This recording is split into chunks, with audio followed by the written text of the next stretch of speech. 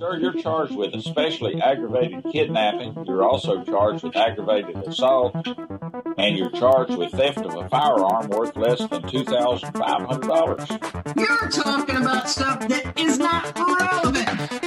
Hello and welcome to the Court of Public Opinion. I am the recovery addict, and boy do I have a case for you today.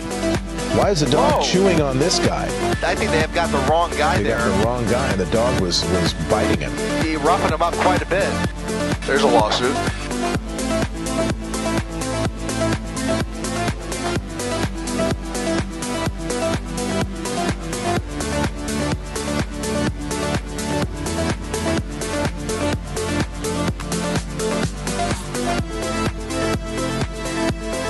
There's a lawsuit.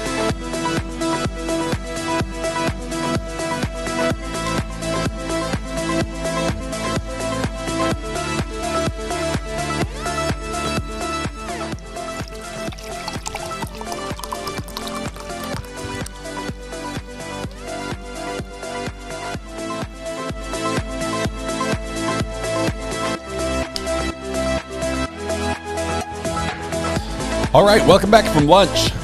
Good to have you back here with me. It is fantastic to be here. It was a short lunch. The judge only gave us a very, very short lunch. He feels for the jury. 6-volt bus just sent a super sticker with 4.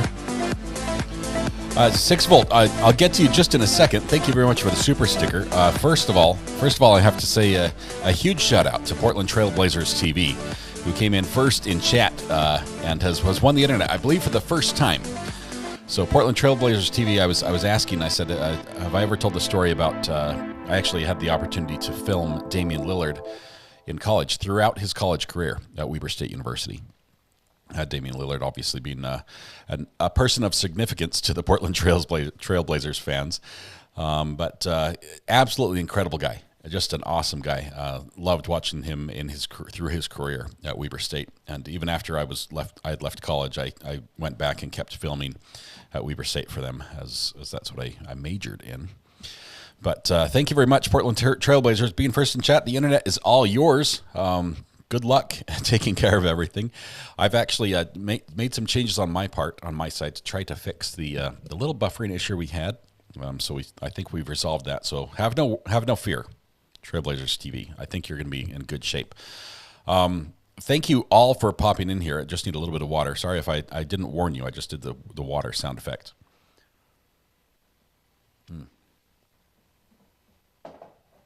And we'll move that before I go ahead and damage something with it. Hope you're having a great afternoon. Defense is off to a quick start. We're going to have three more witnesses today, 2 of which are inmates. One is a police individual of some sort, someone related to the police department or connected somehow. But we're going to have that going on today, and so that's going to be probably a little spicy. It'll be interesting. It'll be entertaining. Hopefully it's not buffering for anyone else. But 6-volt bus comes in with a super sticker with the mug saying thank you very much, 6-volt, for your support. Bring the jury. Love that you're here. Thanks for supporting the channel for so long. The water sounds to start things off. I know everyone's still running to the bathroom. I apologize. I'll wait for just a little bit until you guys all return.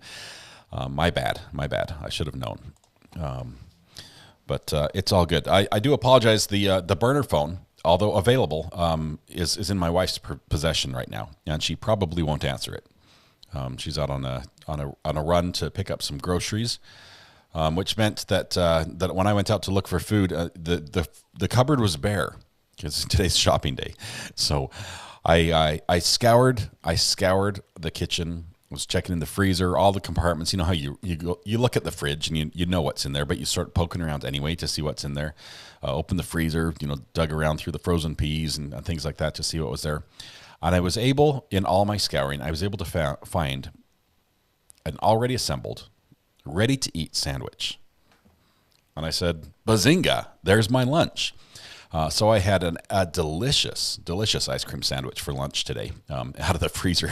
I'm not a Yes, camel. it was a treat. I had an ice cream sandwich for my lunch.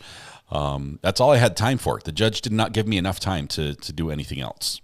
So we'll have to have maybe a second lunch between the afternoon session as we get out a little early, and the podcast, which starts at 8 p.m. tonight Eastern time with Weather Watch, which hopefully all of you will be able to return and visit for. That would be great.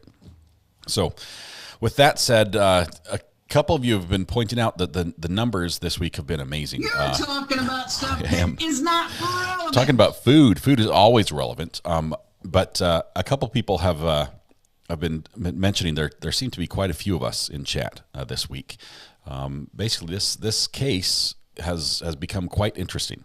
There have been days that have just blown us away. What we had, and I think a couple of people, if you go on social media, this meme's all over the place, but you've got the Murdaugh trial where we're like, we will never see another case like that, right? We'll never have the bizarre things that happened there in that case. And Wisconsin's like, South Carolina, hold my beer, watch this. And here we are, and we have this just absolutely incredible case that sort of had moments of just absurdity, and at the same time, just some really spicy. Back, taking it easy. Yeah, we all should on lunch. Just some really spicy lawyer arguments back and forth. Alyssa just gifted a Recovery Addict membership. Thank you so much, Alyssa. That went to Ashley R. Congratulations, Ashley. I appreciate the gifted membership, Alyssa. Thanks for your support of the channel. It would not be the same without either of you here. I'm glad you're both here. Appreciate that. We have one thing. You guys were talking about how the channel's growing, and I just want to show you this really quickly. Right here. A week ago, I believe it was on Saturday. Or maybe it was Friday evening or something. We hit 7,000 subscribers on this channel. That was 1 week ago. And it blew me away. I'm just like, I cannot believe how fast it's growing, how fast the people are coming in, and how welcoming the community is to the people who do show up. And now here we are, we're knocking on the door of 8,000 with about 132 roughly by my count.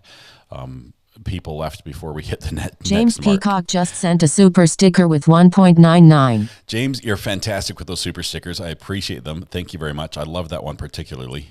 Thank you so much, my friend. Appreciate your support. But thank you. I just want to say thank you for everybody for each one of those numbers. That's a person. That's you. You're one of those. There's another.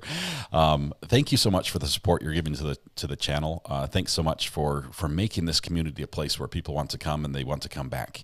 I cannot thank you enough, because this is not me. I can talk a little bit, but really how you act and how you treat each other is what makes this place special. Fog just sent a super sticker with 3.99. It calls you Fog, not P-Fog, just Fog, or Fog. Thank you. Another mug. I've got the blue mug today, by the way. Rocking the blue mug. Got out of the dishwasher. It was still a little bit warm from the, so I think it warmed up my water. Anyway, it's good. Sarcastic says, you absolutely have the best audio of all the live coverage. Sarcastic, that's one of the few things I can offer you, is I have some pretty nice Fairlight audio tweaking devices. And so even if there's a poor audio feed out there, and even if that's what we have to use, I can oftentimes tweak it and twist it a little bit and make it more listenable. And that's something I do on all the channels, on all the trials. So I can do things like if there's, we've had trials in the past where there's dragging chairs and banging things, and it hurts your ears sometimes. I can limit, I can use compressors, I can do all that. That's one of the things I know how to do, and I'm happy to do that for you guys. So thank you. Appreciate the compliment. Let's see. Your mugs are cool and inexpensive. That's because I don't make any money on them. I think it's like 75 cents a mug, High Speed Drifter. I love that, just that you guys, the idea that these mugs are all over the United States, all over Europe, all over New Zealand, Australia. We've got some in South America, South Africa, Canada. It's just really cool to know that there are true crime addicts all over the place.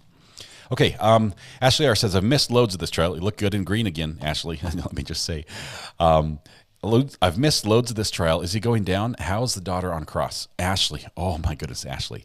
The daughter on cross, it was both at the same times edge of our seat type oh my goodness, what's going to happen? How is this going to go down? What's, it's about to explode. And at the same time, it was heartbreaking for some of this. And you just thought, how can the dad, how can Zach sit there and watch his attorney do this to her? And that was brutal. It ended up being very spicy. It ended up in fireworks. The last thing she said was a huge, out of nowhere firework that defense panicked about, and there was objections and everything. I would say go back and watch that. It was amazing, and I think it was very, very impactful for the jury specifically, and that's why it's so incredible. Let's see. We have. Let's go here. We don't need to see the number. The number is just a number, right? Let's see. That is what the defense attorney does. Can you give us newbies some of your bio? Yes, Kutch. I am a true crime addict. I'm not a lawyer. I am not even a paralegal. We have those here in house that we call on often for commentary and analysis. So we'll have like Nicole Goodman from Goodman Law Firm. We'll have Matthew Harris from Matthew Harris Law PLC. We'll have them on. We have several people who, other lawyers, I think Upper Torso, I believe you're in the legal realm. We have people like Tish, who's in the law firm as well, as far as I think a public defender in the public defender's office. We have Johnny Law, who's got, I think, 30 years of law enforcement background behind him. So we have all these individuals who are also crime addicts, true crime addicts, who jump on and participate that way. But me, I just love this like you do. I like to look at this as a member of the jury with a little bit of information. My major was communications, electronic media. So let's see, let's make sure nothing's happening. Nope, nothing's happening in court yet. Good. My major was communications and electronic media, so I've worked in the news industry. I've been cameraman. I've run cameras in the newsroom and directed that and seen how that works. I've done videoing for police departments. I've helped metal detect at crime scenes. I've been involved in a couple cases of my own. Some involving bombs, some involving poaching, some involving stolen vehicles. I just happen to either get lucky or unlucky and be in the right or wrong place, depending on how you view it at the right time. And so I've had a lot of experience and a lot of interest in that area. And I've studied the laws since I was a kid. So let's see. Are they coming back? Are they coming back? Gotta wait for a timer call. Might be coming back. Nope. False alarm. They're not doing it quite yet. So I did not. I didn't realize it was. I think that's what we are hoping to argue next. Oh well, so, give me a moment. So it'd be a good. This would be a good time, Judge, if you have the time. Maybe it is. Okay. Here's what I'm going to do. I'm going to switch over to this feed Badger instead. State Investigative Services, and then there should be 2 copies of criminal complaints. Bring the jury. Okay. The sound effects, I'm going to turn those down now because once court starts, we want to hear what's happening. Yeah, my background, I've had all sorts of jobs. I've done everything from digging ditches, worked in a metal shop, been a regional sales manager. I've held the highest clearance you can hold without being a member of Congress or being the president, as far as security clearance, working with the government. I've done a lot of IT work. I owned my own business. I've sold things on Amazon. You name it. I've got some experience all over the place, and so I've got this wealth of knowledge, a mile wide and an inch deep, and I like to share what little I know with you guys on the channel. Thanks for the question, though, Kutch. I appreciate that. If you have more specific questions, I'd love to answer those as well.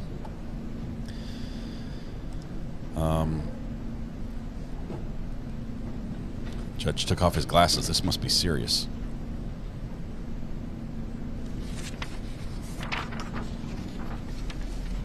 See, there's a legal header on the paper. I don't think the judge got any nap during the lunch break. 0 nap.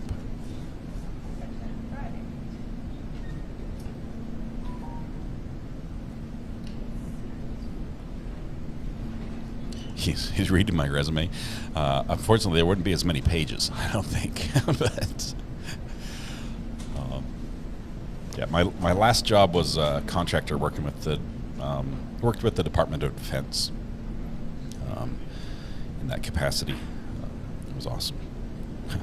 I think my wife's almost done shopping. I just got the notification that the order is ready to pick up, so she might be home soon. Have you found more rings, Debbie? I have not been metal detecting. Debbie, early on in the first days of live streaming, I gifted.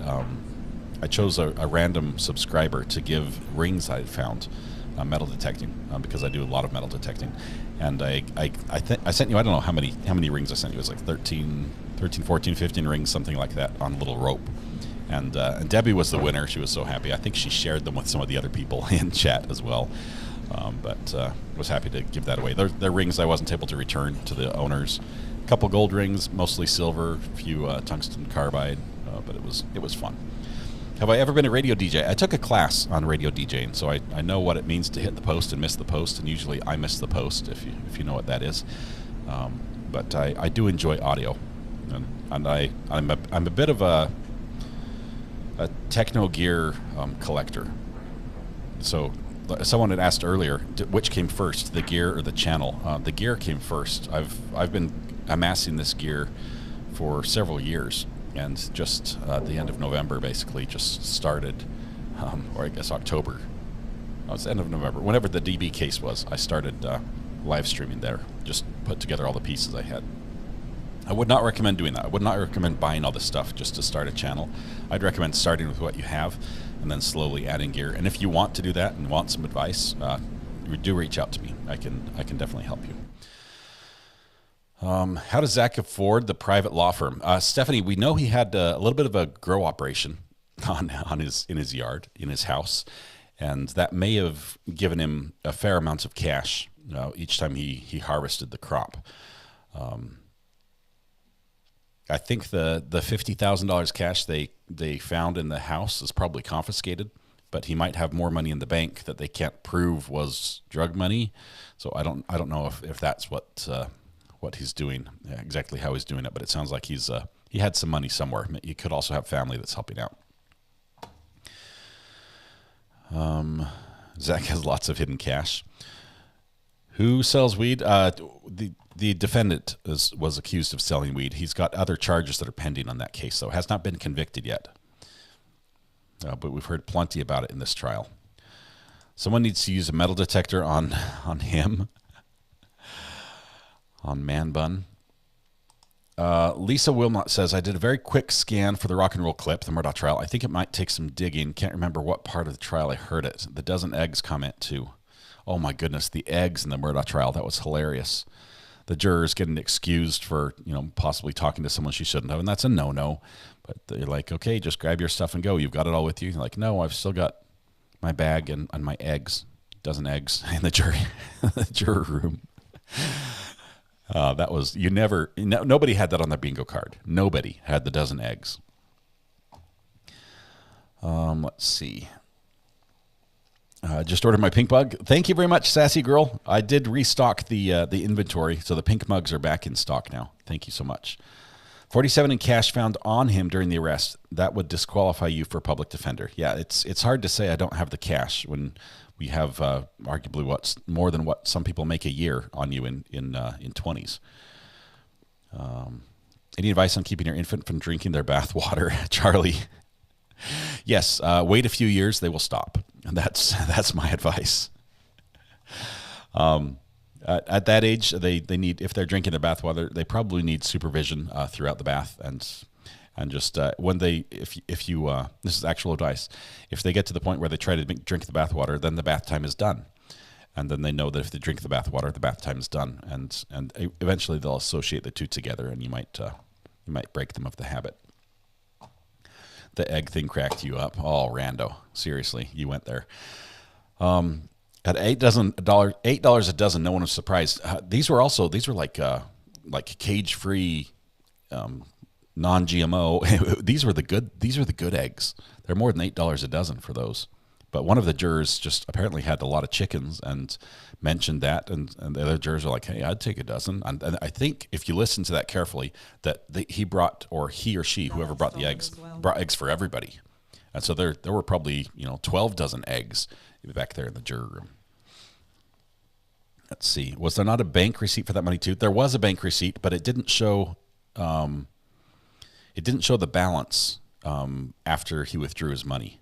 It just showed that there was a $50,000 cash disbursement. Remember the judge telling her to take her eggs with her? Yes, she was happy. The eggs are probably worth more than her jury pay for the day. No joke. Not sure what the defense is working on right now. But Kutch says, well, you definitely have a radio voice. Are tech savvy and professional with your commentary. Love seeing your wife as well with her added input. Yes, I'm trying to get her on more often. I think a wider desk with another microphone would do the trick. There was a time way back early during the incident during the lockdown where we started doing a little podcast, just messing around with the podcast, and it was goofy, it was silly, but I just bought this podcast machine. And it was a lot of fun to play with. My kids actually love this. They'll come in, even my youngest ones will come in like, hey, can I make a podcast? And they'll come in, they'll hit the record button and run the sound effects and the music and talk and tell stories and read books and stuff. So it makes me proud when they want to do things that I'm interested in. It's good fun. Do you think he shaved us to appear more innocent to the jury? Possibly. I would not put that past him at all. Diane says, how do we order a mug? If you put ! Mug in chat, it will reply with a link of where they're sold. Currently, it's only through eBay. I'm trying to get up some other methods of how to do that. Preferably, they'll be cheaper, so that it's a little more cost-effective for you guys. At least I got the juror out of his shell. Man, you guys are bad. So bad, so bad. Let's see. Free-range eggs. Yes, that's the word. No cages. Okay. It's hard to say how the juries. This is Mr. Upper Torso. Also, legal profession, if I'm not mistaken, right, Mr. Upper Torso? It's hard to say how the jury will take the daughter's testimony. They're still allowed to determine her credibility. Yeah, that's something the jury can do with every witness. So, I mean, we sit here and we watch the inmates testify, and we think, oh, this guy's lying or always believable. The jury's doing the same thing.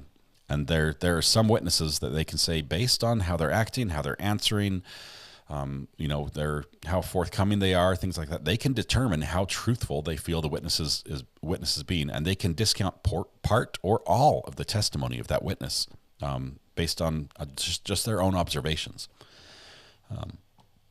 So it's not like the jury has to accept as fact everything that's heard on the witness stand as fact. Often we have competing facts that can't coexist. So they have to choose in their head and decide who they feel is telling the truth. Jury members were all poached. You guys, oh, awful. So bad. Waiting here for something to happen in the courtroom. Was supplied. Let's see. What's up? So Judge, those are our witnesses, and we're recalling Mr. Washington, and then we're going to confront him with the jump some of the statements that Mr. McAtee stated in that investigative report that you just read. And what we want to do is then call Mr. McAtee, and I can anticipate the objections, but it's well founded that this is just bias evidence, and that it's very clear that, according to Mr. McAtee, that this was an invention of Mr. Washington's to help himself in his federal case, and we want to present that as exactly that. It's bias evidence. It's also, I mean, that's the overarching theme, legal theme anyways, which is to say that encompasses inconsistent prior statements and also contradiction evidence. But it's all under a rubric of bias. And so I think that if you look at State versus Yang, U.S. versus Whitmore, this confirms that that is the avenue that we can take, but mainly it's the constitutional right. State versus Barreau, 2002, WIS App 198 is probably the best case on this in terms of bias and self-interest and impeaching credibility. So we're impeaching the credibility of Mr. Washington, and of course they have the opportunity to do the same with Mr. McAtee because he's in a similar situation. He's facing the exact same things that that Mr. Washington is in terms of federal penalties. They're in different cases, but they're facing the exact same mandatory minimums that you quite often face in these drug conspiracies in federal court. So, so that's the essential elements of what we're trying to present here, and I think it's well founded. There was things with Mr. Washington that were not covered on direct or cross because at the time we didn't know because we hadn't interviewed Mr. McAtee. And so now that we have, with the permission of his lawyer, and his lawyer should be here for his testimony, because I'm in contact with him, there won't be a privilege problem. And you know, Mr. Gravely is also intending to potentially impeach him with some jail phone calls, which were produced to me yesterday. I reviewed those. I don't find much in there for impeachment, but in any event, I think one of the items that Mr. Gravely might have an objection to is some of the comments that Mr. McAtee made about the district attorney's office and Mr. Gravely in particular, and that is that that he, and you read the report, but that he polishes witnesses. That is, they have one story, they go in to meet with somebody from the district attorney's office, suddenly they have a different story and they get a good deal. So that, to me, is his perception, his lay opinion about how he perceives the district attorney's office, and so that may or may not be a bone of contention for the court, but I don't think it should be because it's his perception. And then finally, I think that Mr. McAtee can testify about not only these, well, they're not going to be inconsistent statements anymore because, and they're certainly not going to be hearsay because we're going to confront Mr. Washington with them first, which is why we're calling him first. I guess after our next witness, but in that order. So, I don't know what else, what other legal basis Mr. Gravely might have for excluding any of this, but I'll let him speak to it. They don't want McAtee to testify, is that it? I didn't hear counsel say that he was going to ask to introduce any statements of Zachariah Anderson through McAtee. Was I correct that he does not intend to introduce any? I did not hear that. What? I didn't hear that. You did I did not hear him make an offer of that. Right. Right. Okay. Because I believe those all would be hearsay, of course. They would. Any statement from regarding McAtee hearing any communication, anything that would be considered a hearsay statement from the state's perspective is simply inadmissible under the definition of hearsay 90801 and its exceptions. But counsel did not represent that, so at this point I believe he is precluding himself from asking those questions. Well, I'm sorry? Have I interrupted? I was just going to correct.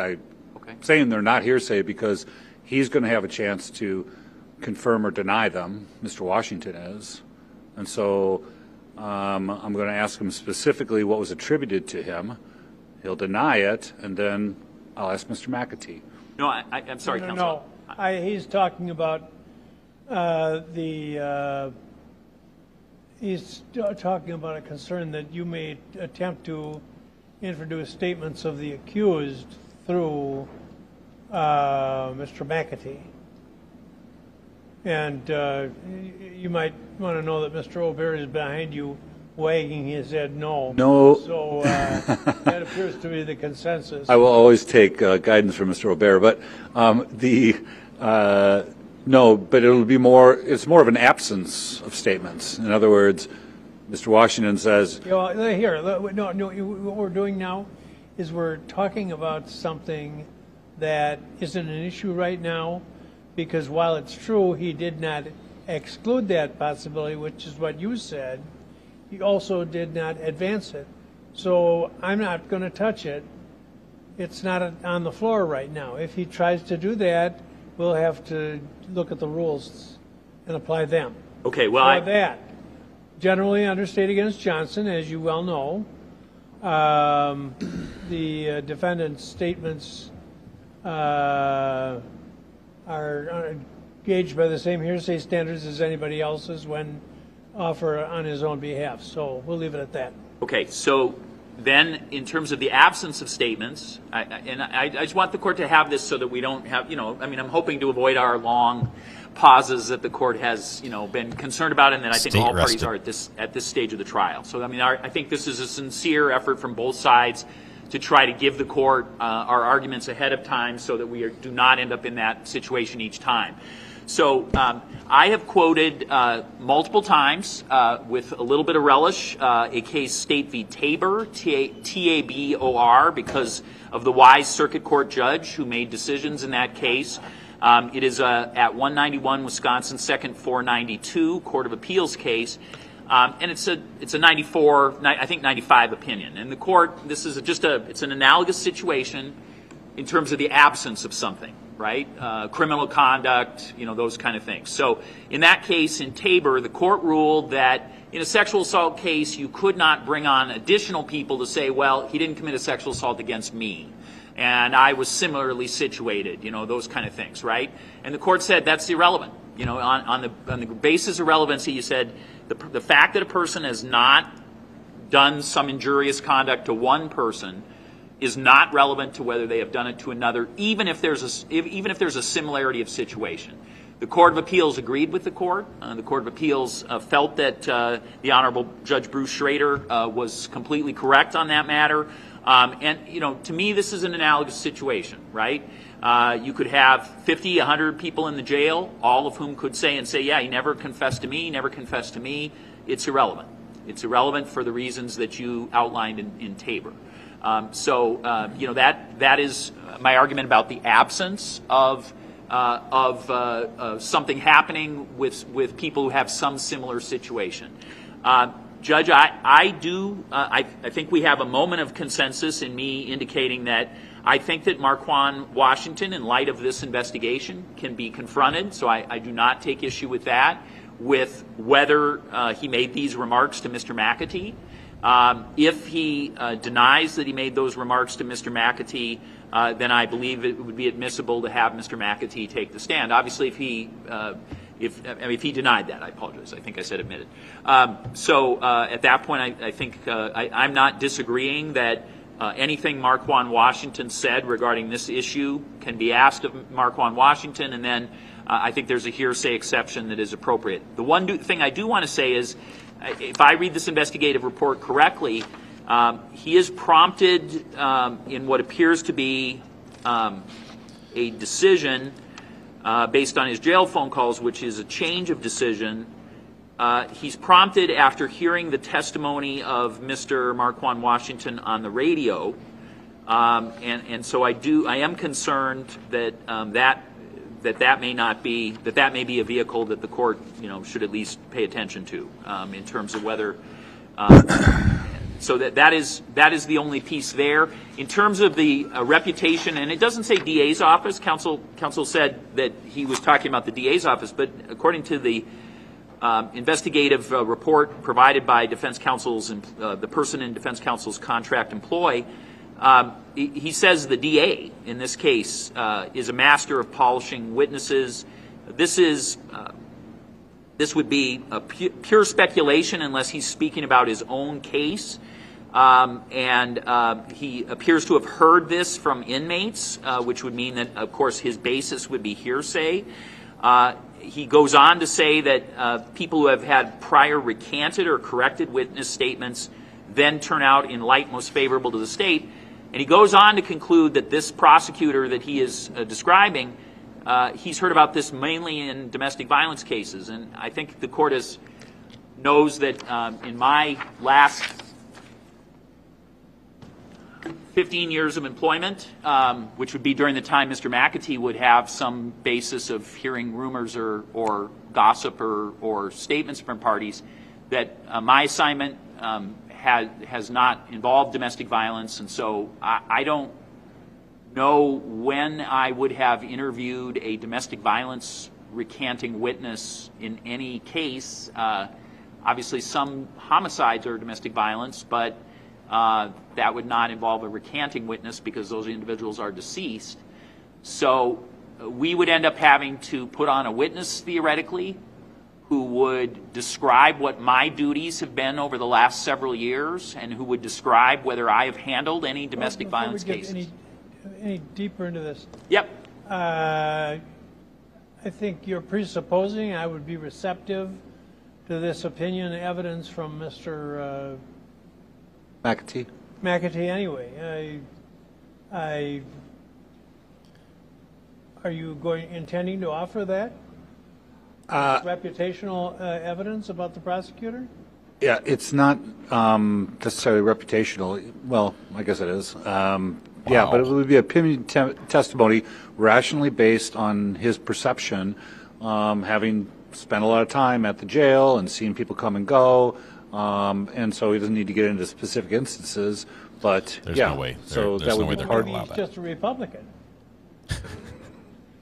And I mean, I'm aware of places in the statute where sometimes you're allowed to bring up reputational evidence of witnesses and other parties, but I'm not aware of one that's for truth and veracity, not for... Right, but I'm not aware of anything that says you can comment on prosecutors. So or defense attorneys, just so we're trying to be as even Steven as we can. Yeah, and so that raises one last issue here, which might actually make Mr. Gravely a witness.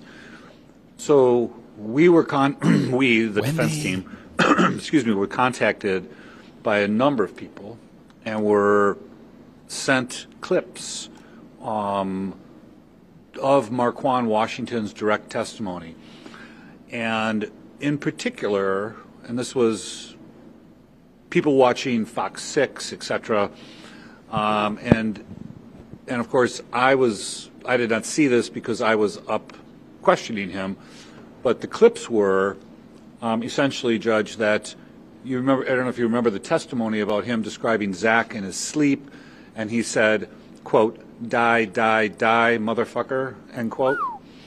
I do. So there was the spiciness. That exact testimony, where you had the court TV cameras initially pointing towards Mr. Washington, but then as he was saying those words, those very words, the camera panned to Mr. Gravely, and one can see Mr. Gravely mouthing the words "die, die, die." And so I had members of the court TV staff make a clip of that, so it's unaltered, directly from their feed, and I was going to confront Mr. Washington about that very subject, and also what I want to talk about this. More in depth about what his conversations with Mr. Gravely was in terms of preparation, and whether or not that makes Mr. Gravely a witness. That's a question for the court. But I intend to mark that as an exhibit and show it to him, and question him about it. Okay. That when they panned, I repeated the same thing he had just said. No, you did it simultaneously. It was simultaneous, and it's very clear. And so, why would you have, if you? We all saw it. Why would either the video be evidence for the jury, and B, why would I permit Mr. Washington to comment on it unless you're suggesting that? You said simultaneously. Simultaneously. Unless you're suggesting that Mr. Gravely has been feeding the witness answers. That's exactly what it looks like. I mean, that's why people contacted us. It's exactly what it looks like. Okay. And look, see what he's doing right there. It's the same thing with, this whole business about Mr. Anderson supposedly putting his lips when his daughter's on the stand or whatever, signals to a witness. And so Well, it seems fertile grounds for cross-examination It's fertile, of all right. Mr. Washington. And if the court wants to review the clip that I'm talking about, I'm happy to provide it and mark it as an exhibit right now because it's compelling, and that's why people sent it to us. I wouldn't have seen it if people hadn't sent it to us. We're 45 minutes late getting started, so We are. finish up and then. So the report provided by law enforcement regarding what was said by Marquand Washington includes that phrase. So this is not a phrase that was invented in the courtroom. It's not a phrase that is in any way something that the state provided to Mr. Washington in this court. And, the Judge, I've been exposed to a number of outrageous charges in this case, and the court has patiently listened to those. There has been absolutely no feeding of any testimony to any witness. I have litigated for years and years and years and have no intention of jeopardizing my law license or my career by feeding an individual a witness on what is just a case that's going on in a criminal trial here. And this kind of accusation, and I understand that counsel got it from somebody on the internet, but this kind of accusation is poisonous to this proceeding. And I just want the court to know that I don't think it is an avenue that's an appropriate avenue of exploration in front of this jury. It essentially accuses this prosecutor, who they have had to listen to and have this go on throughout this case, and puts in the mind of a jury the suggestion that I have fed some evidence, and it is. And I want the court to see that clip before it ever made a decision that such a question could be asked of Mr. Washington. I'm not going to pre-screen what questions might be asked and give approval or non-approval. I tell you, the spiciness, it's here. If there's This is an why we're objection, I'll watching. rule on the objection. But the taint is out there then, Judge, is my concern. Well, I don't, if he claims that you were feeding answers, I can't tell him. You can't do that. He's entitled to make that accusation if he wants to. And if it turns out badly for his case, that's not, I don't know how I would preclude him from something that he claims. And I suppose if I have ultimately to make a rule on this subject, then I will look at this video. But that Texas. in and of itself is Is it on not going Twitter? to be determinative.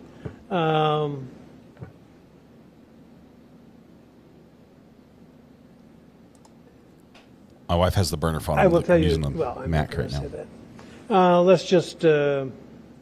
Let's just begin.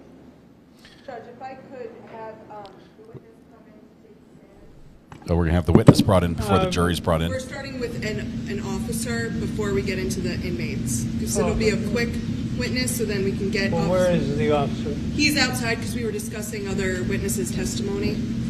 Can I ask did the court sign a court order as we were required to do to get some sort of a clip of this interaction Nope, between Court myself TV and just Mr. Washington? turned I it over. did not sign any order. Okay. I issued a subpoena to Law and Crime, and they provided it for me. And so, if there's some foundational question, I have somebody available. Thanks. Oh, sweet. Subpoena power. Law and Crime. Who? Just kidding. That court report is gonna Okay, be- it's S Texas. I'm going to find this here. Can I bring the jury in? Yes.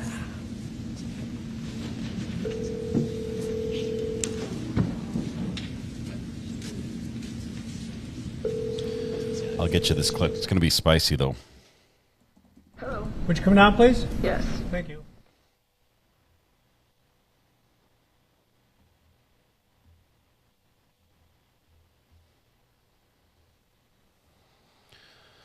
Clips posted in Discord. Thank you. Let me pull that up from there. Well, that gets tricky. So I'm connected. Let me talk about this first, and we'll get this. First of all, I think we're going to see it in court, and this will be a blast to watch. But this prosecutor has a personality trait where when he's listening to someone actively, he locks eyes with them. First of all, you'll see him when he's talking to a witness. He'll be watching and his face is very expressive. He's got a lot of head movement, and his mouth mimics almost perfectly in time the words they're saying. It's like he's listening by repeating the words in time with you with his mouth. Now, he knows what they're going to say. Every good lawyer knows what the answer is to a question before they ask it, right? Otherwise, it's a bad question. It's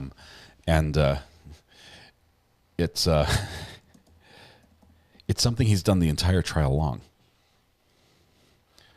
Trying to find the clip here.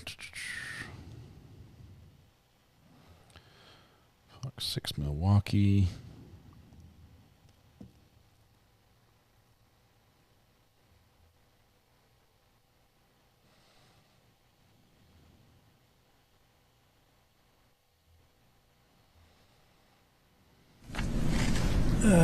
Okay, good afternoon, and let's continue with the defense. Would you raise your right hand, please? Do you solemnly swear the testimony you are about to give in this matter will be the truth, the whole truth, and nothing but the truth, so help you God? Yes, Your Honor. Thank you. Now, before you start, I did also, in a moment here, start to read the original complaint in the that you had supplied to me. And I remembered it immediately because at one point I think the case was assigned to me, so I'm familiar with it. And it would appear to meet the requirement, the prerequisites under 90608 of recency and nature of the conduct described to qualify as impeaching material. He's being cryptic. He knows the facts. We don't. And Just so you know. Both sides know we sort of are left in the dark here. And it had nothing to do with this particular witness. So go ahead. Thank you. Good afternoon, Detective. Could you please state and spell your name? Yes, James Kendall, Kendall. And Detective Kendall, where are you currently employed? City of Kenosha Police Department. And for how long have you been employed with Kenosha Police Department? This is my 28th year. And in those 28 years, how many years have you been a detective? Since 2005. And are you currently assigned to any specific division or role, or is it just generally where you're needed, you'll go? I'm a financial crimes detective. And back in 2020, was that your assignment? Yes, ma'am.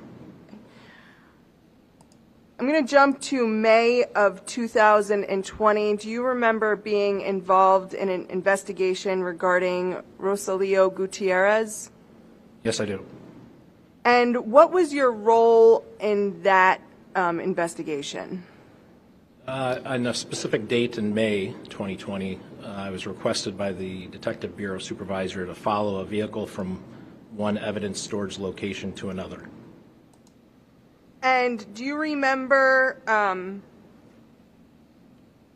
the details about that, or would you need to see your report to refresh your recollection? I remember. Okay. And so do you remember the vehicle that you were watching being transported? Yes, it was a 2004 white Ford Explorer four-door. Okay. And could we pull up, Steve? It was the prosecutor who mouthed those words, die, die, die, as the witness was saying them simultaneously, which makes it look like he was feeding the lines to the witness. Okay. That's fine. What do you mean? State's Exhibit 1, I think it's... Oh my goodness, this is so good. This witness's goatee is on point. That is just amazing. I'm not even sure what to call that. It looks like a weapon. Guy's a member of Metallica. James Hetfield, is that who it is? Lead singer? Maybe in the younger days? Or close relatives?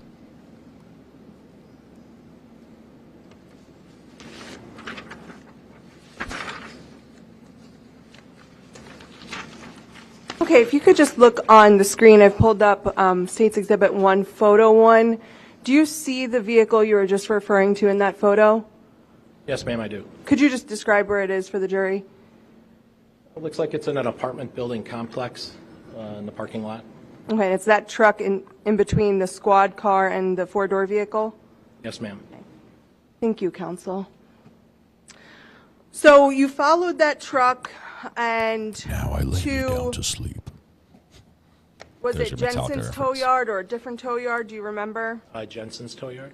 Okay, and when you followed the truck and it arrived there, what did you do next as it relates to the vehicle? I had the tow truck driver raise the vehicle. It was on a flatbed. Raise the vehicle. And why did you ask the driver to do that? Another request from Detective Bureau Supervision was that I would look for any GPS devices that might be attached to the vehicle. And why did you want to look, well, strike that. Why did you want it raised to be able to complete that? Just to be able to look at the undercarriage. So did you do a complete examination of the undercarriage? Well, I guess I would what you would define as a complete examination.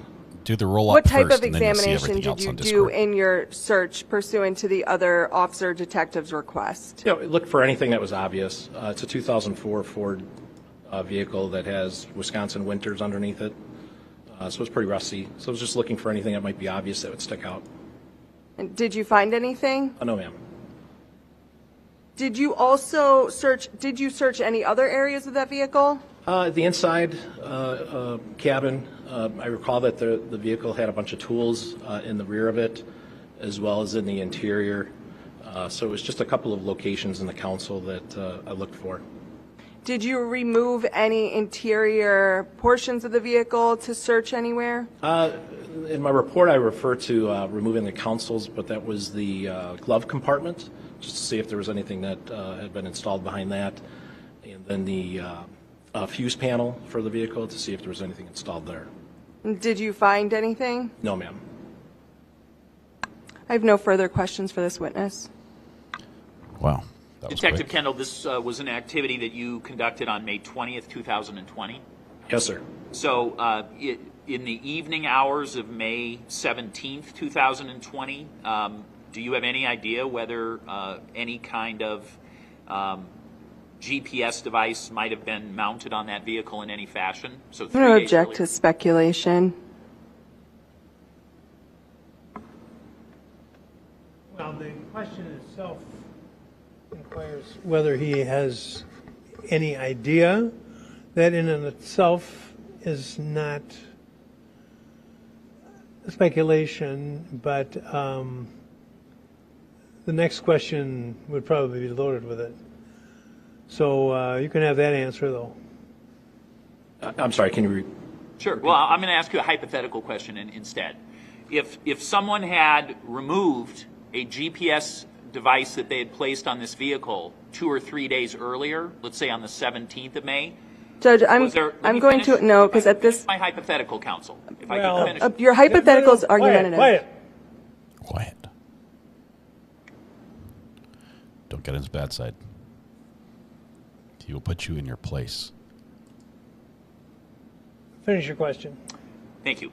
If someone had removed some GPS device that they had placed on this vehicle, say in the evening of May 17th, 2020, would you have seen any signs of that removal in the inspection you conducted on May 20th?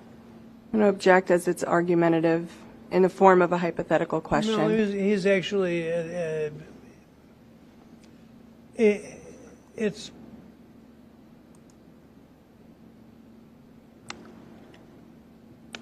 somewhat argumentative, but it is specific information that he's seeking from the witness. The objections overruled. It would be unlikely. Okay. And so, Nobody based on knows your the question inspection, anymore. do you have any means to have knowledge of whether a GPS device was on this vehicle 3 days earlier? No, sir. Nothing else. Wow. Nothing, Judge. Mr. Townsend. leave the microphone.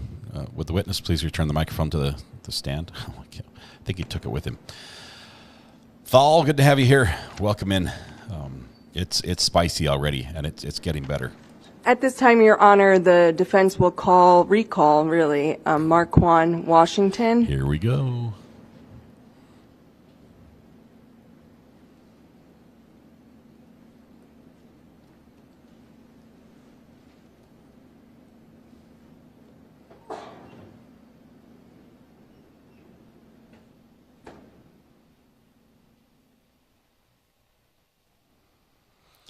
This is going to be the jailhouse cellmate. This is an inmate, yes. He is in custody. He'll be in his hunting outfit, as Ivan likes to call it. And they're going to try to impeach him. They're going to confront him with some statements. I wonder if they'll confront him with the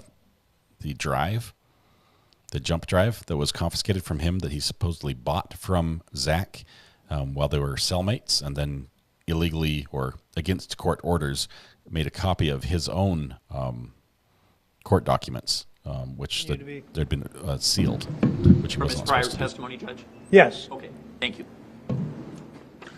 Okay, give me a minute. I'm getting the clip. I just want to make it so I can show it in the best format possible. So we will see that. Can you see me okay, Mr. Washington? Yes. All right. It's kind of problematic here, but we'll do the best we can. Oh, is it over video? Yeah. I'm just going to move over here a little bit.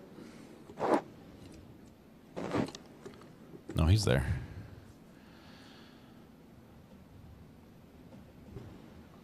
Doing the two-tone look.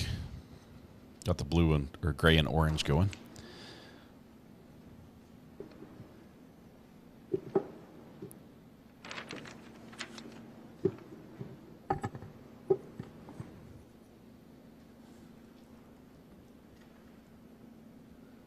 All right. Mr. Washington, you testified a few days ago. You remember that? Correct.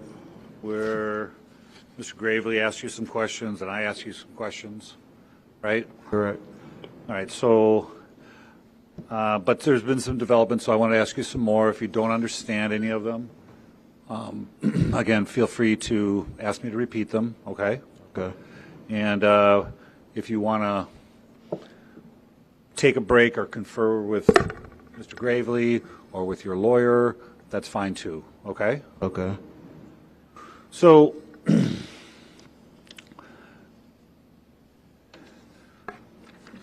wanted to ask you a number of questions about, I just want to actually refresh your memory, first of all, about your time in the cell with Zach. Okay. So, if I remember correctly, you had, and I'll just summarize these, but you had said that he was sleepless and Objection. This is all leading.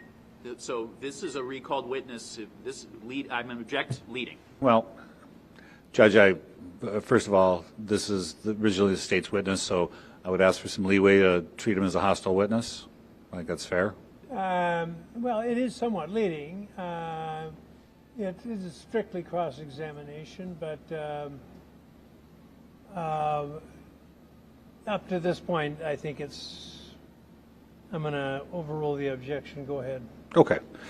So, but you've been in custody on this federal case, well, starting when? What's your recollection?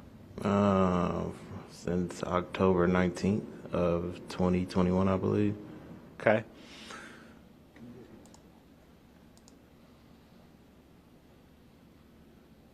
And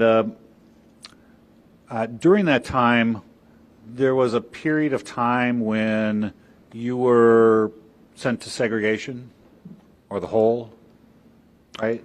At what point in time are you asking about? January, February time frame of 2022, so early last year. I believe I put myself in a hole when they moved me off of the unit by Zach and them, because they moved me to dorms, and I didn't want to be in a dorm, so I placed myself in a hole, yes. Okay. So you did that voluntarily? Correct, to get moved back to the cells. Okay. And so your nickname, is it Munch? Correct. And do you know an individual by the name of Maine? Maine? Maine. No. Do you know a Nicholas McAtee? McAtee? No. McAtee? No. Okay. So when you were in segregation in early 2022, well, first of all, can you just confirm that segregation is a situation where you're in a cell by yourself, right? Correct. And you're in your cells 24 hours a day, right? Correct. And you only get out to shower? Correct. And you can't see people in the other cells, right? Correct. But you can talk to them, right? If you know somebody or want to yell through doors, yes, you can. Okay. So while you were in there during this time frame, you were in on a federal case, right? I am federal MAS. Right. And in KCDC, there's that's one of the facilities that the federal government uses to hold federal prisoners, right? Objection leading. No. Hold on. Hold on for just a minute. What the purpose of these facilities are is where it's a yes or no question. Leading. What he knows, and again, this is. I guess what I'm. Is there a dispute about the particular issue? There isn't. I'm hoping we will get to something, as opposed to. Your objection is overruled. Thank you. So that's a facility that's used by the federal government to house federal prisoners, right? Yes. Okay. And while you were in segregation, I'll call it, you would probably call it the hole, right? Correct. So while you were in segregation, there was another federal prisoner there that you were communicating with from your cell, right? No. Absolutely not. Absolutely not. Okay, so let me just make sure that is this the only time frame where you were in segregation? Every time that my level has went up and I've been moved to the dorms, I would place myself back into the hole to get moved back to privacy. So probably 2 or 3 times. 2 or 3 times. And in those 2 or 3 times, you didn't meet an individual by the name of Maine? No. Also known as Nicholas McAtee? Never.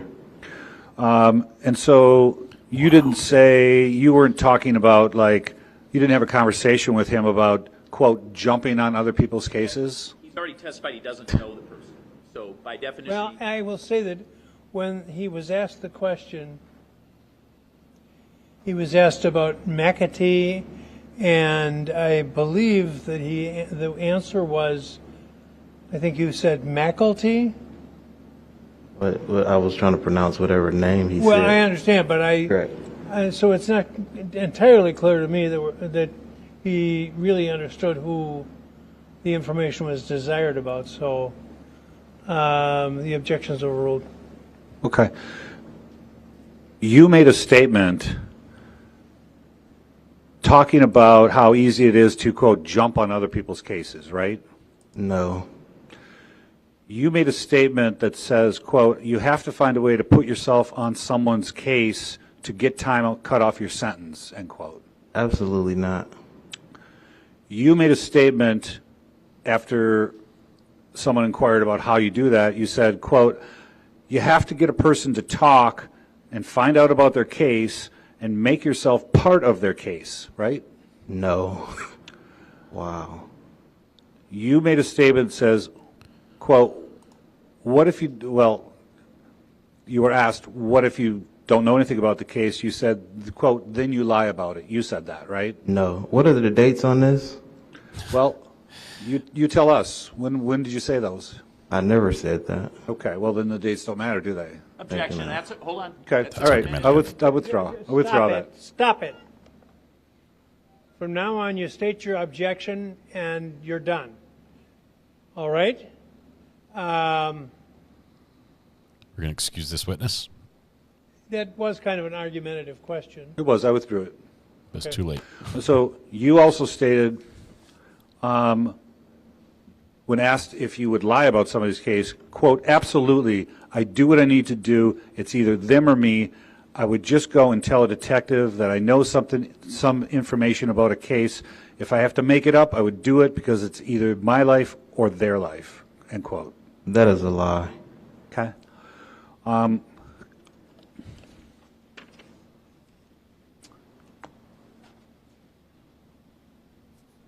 But you agree that in KCDC or any other jail, there's a lot of people, quote, jumping on cases. In other words, getting to know somebody and then calling up detectives to try and get time off of their sentence, right? Objection. I haven't seen it.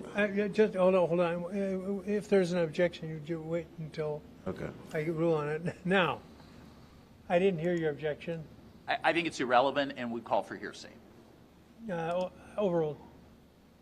You can answer. I haven't seen that done or talked to nobody who's done that. No. Okay. Well, they've got another inmate that's going to basically say he heard all these things. How much time in your adult life have you spent in jail? I've been to prison twice before this, state prison. Okay. For how long? The first time I did maybe 4 years, I think, and then I got revocated after that for about 3 or so. So during, like, before those prison stays, you spent time in county jails, right? Yes. And that's where, and so you're saying, like, how much time in county jails? So, just in round figures. Again, objection, Judge. This is just irrelevant, and it's being used to try to attack the character of this particular defendant under a particular avenue. Well, actually, if it were clear that it was being used just for that purpose, I wouldn't admit it, but my impression is it's being used for a different purpose. The objection is overruled. So about how much time would you say you spent in county jails? Months, maybe. I'm not sure. Okay. So in your time in county jails, you've heard of people learning about a case and then calling their lawyer or calling a detective and saying, hey, I got information about, Mr. Jones's case. Irrelevant if he's ever heard of it. Rephrase your question. Okay. You're familiar with the concept of somebody jumping on a case? I'm familiar with informants. Okay. Well, it's funny that he says informants. Like jailhouse informants, right? Is that what you're referring to? Like, if that's what you call it, I'm like, guess. But I know about informants, yes. Well, I mean, there's informants that might be on the street, right? He could be locked up as well. Right. Like you. Right. For example, right? I'm locked up, yes. And you're an informant, right? If that's what you labeled it as, I guess so. Well, I'm not labeling it. What would you call yourself? Objection. Again, irrelevant what he would call himself. Okay. So you have heard of the concept of people jumping on cases, right? I'm not sure about the jumping on cases part, but I heard about informants getting whatever, being an informant and telling on people, yes. Right. Like in jail, they would tell on maybe their cellmate or somebody they would see at meals or whatever that they had gotten to know, right? Objection. Irrelevant what other people do or what he's aware other people do. What? The objection is overruled. You can answer. What did you say again? I said you're aware of these informants in jail, informing on or calling detectives or their lawyers about somebody else's cases, somebody that might have been their cellmate or somebody they know just from the general population, right? I'm guessing people do it. If I've done it, you saying, that's what you're saying? Yeah.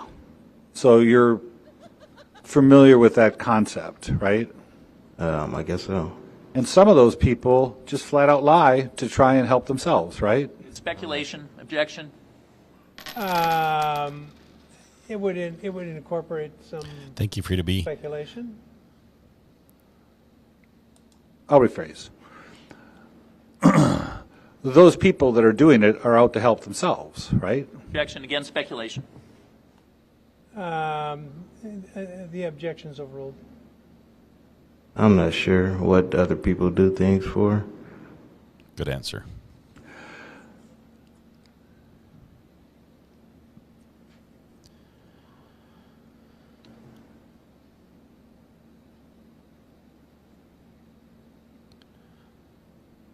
This guy's doing well on cross. So, when you were preparing or to give your testimony last week, there was some preparation involved, I would imagine. What do you mean? I mean, you met with Mr. Gravely, or you met with other police or other members of the prosecution team? Here we go. We're going to the video. I met with them and told them about my statement and stuff before that. Okay, I don't mean... Here comes to the mouthing part. I don't mean your original conversation with them about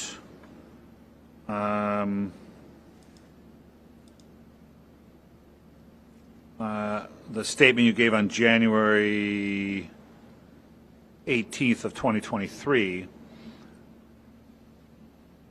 Was that the first time you had met with them? In January, yes. And so when you sat down with Mr. Gravely and the other people that were present that we already talked about, was that the only meeting you had with them? No, I think I seen them before, another time after that before court. Like one other time, two other times? I believe it was once. One other time? And where was that? I don't know if it's this building or where it was at, but here in KCJ or whatever it is, I don't know. I don't know the name of the building. I'm not familiar with it. Well, was it in the jail? It was here. It was in this building or in their office? I think it was their office. Okay.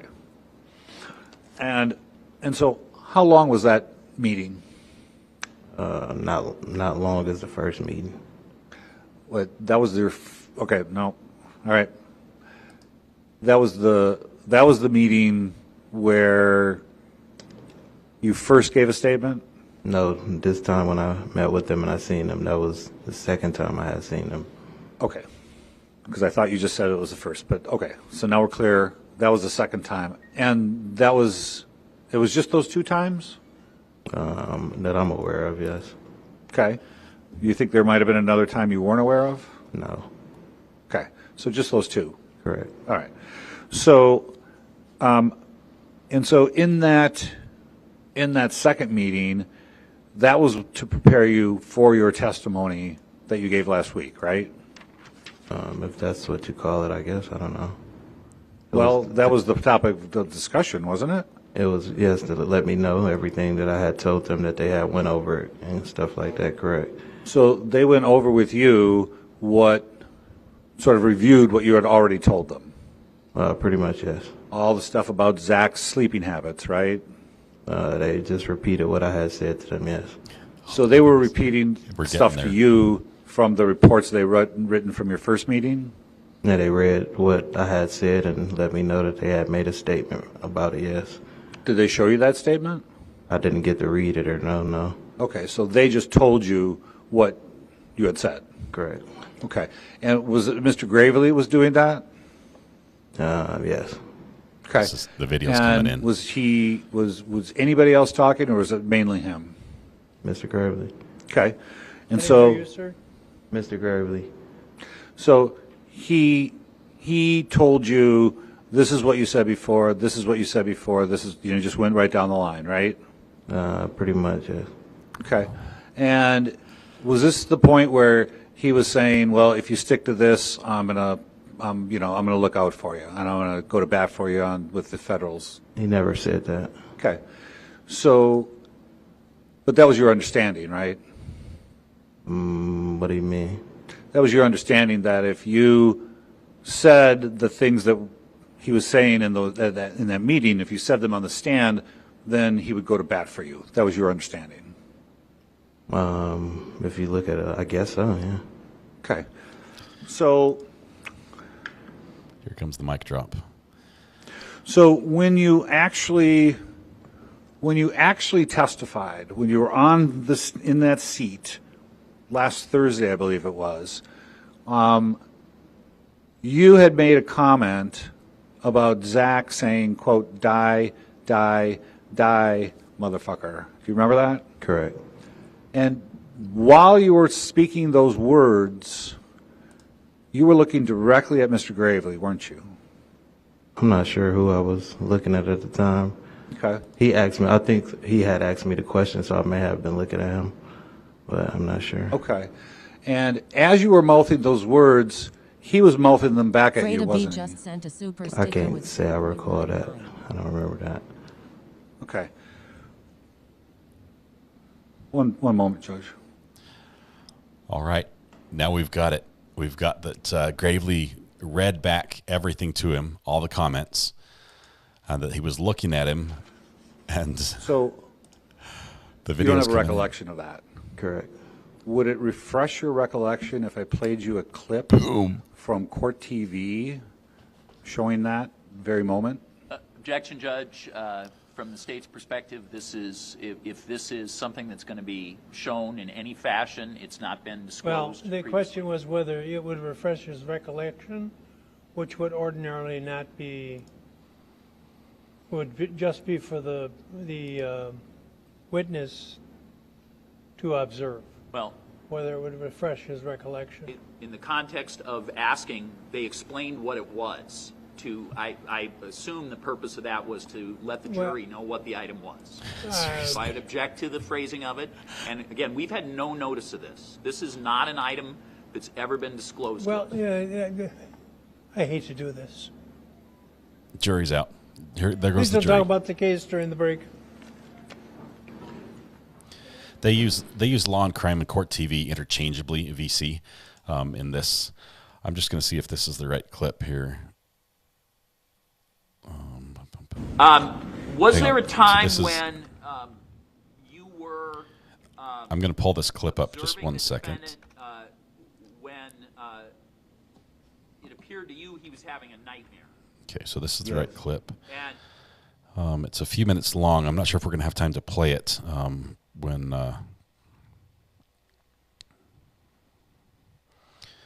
Yeah, I've got the clip, but I want to hear what's happening right here. So I don't want to cut away and show that clip and then miss what's happening in court as the judge is ruling on this. So we will see this clip. Don't worry, we will show you the clip if the court does not. We're going to see this, but this is all right. I think the district attorney's point is has some validity, that it wasn't necessary to get into what the source was. But I mean, what else would it be? The witness is fully aware. There's a camera trained on him all the time, so obviously it's court TV. But the question actually is, would it refresh his recollection, which would ordinarily not be something that would be seen by the jury anyway. And I didn't know whether there had been an answer or not from the witness.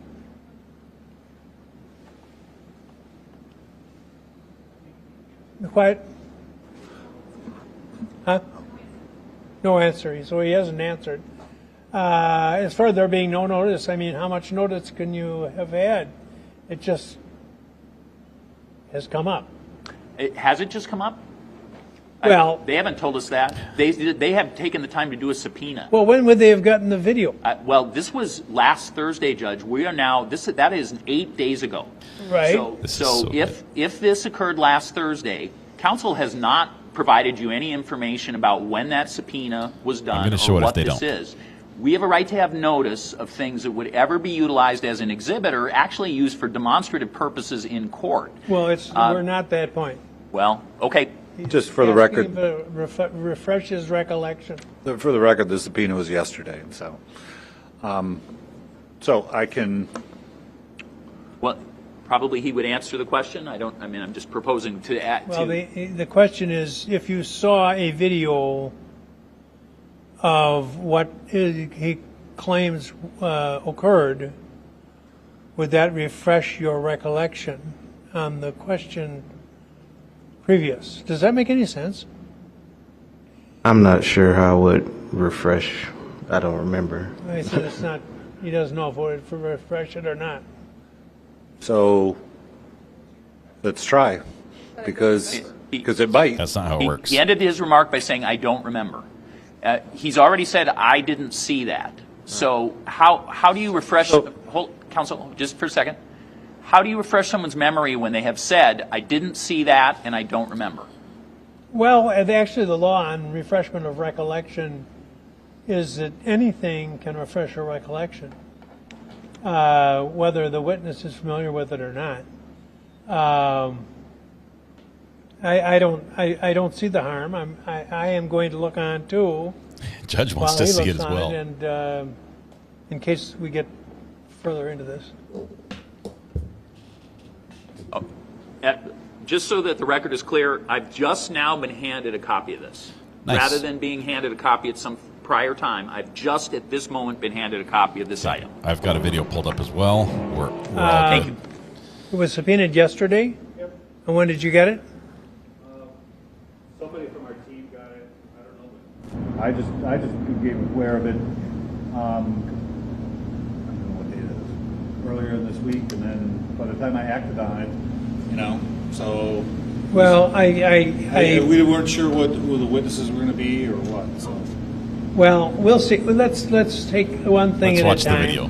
The current inquiry is he doesn't know whether it would help him or not. So I'm going to let him look at it, and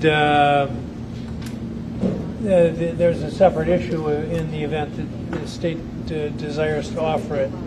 What's the date today? The 17th. Scooch around Oh my goodness. I beg pardon? The state desires to offer it in case the Did I say state? Yeah. Oh, Kevin, you're here. If in case the defense desires, well, if anybody wants to offer it. But all right, you can show it to him. So- and let's set it up so I can see it too. Did you want me to set put it up so here? So we can all see Yeah, it. if you know how. I think so. Yep. If we can, that means that we can see it as well. I'm going to need a. It's going to happen. We are going to see this. Watching it now. This is going to be, oh my goodness. We know it. We watched it when this happened live. We've seen this throughout the trial. As the DA is asking questions, he's mouthing their answers. Like he hears by saying the same words as he hears them, and he's very good at it. I mean, there was somebody on like America's Got Talent or something who had this skill where anytime someone else was talking, they could move their lips in time and match what they were saying. The DA has that skill. He could be on America's Got Talent doing this skill. And unfortunately, it's going to turn around and bite him here because it makes it look like he was feeding the lines to the witness and mouthing the words, encouraging him. This is what you're supposed to say. The jury is out right now. Yes. You guys remember the America's Got Talent artist who that it was like a guy came out and was talking, and it was actually his wife was mouthing the words or something. It was a husband-wife duo that did that. Let it roll. This is twice now. We've gone back to the Court TV / Law and Crime feed to watch this. I've got it ready. If theirs fails, we're going to watch it ourselves. Oh man, you cannot make this stuff up. Your bingo card. I mean, seriously, what do you have on your bingo card today? Okay, I'm going to clear this off. So we're watching a video of a video. It's like Inception here. I'm not sure if I have to have my sound on for this. Yes, you do.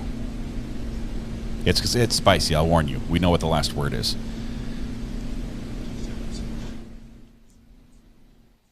Popcorn, anyone, please? Popcorn drinks. I need the burner phone. Thank you. Burner phone's back. I'm finally unshackled.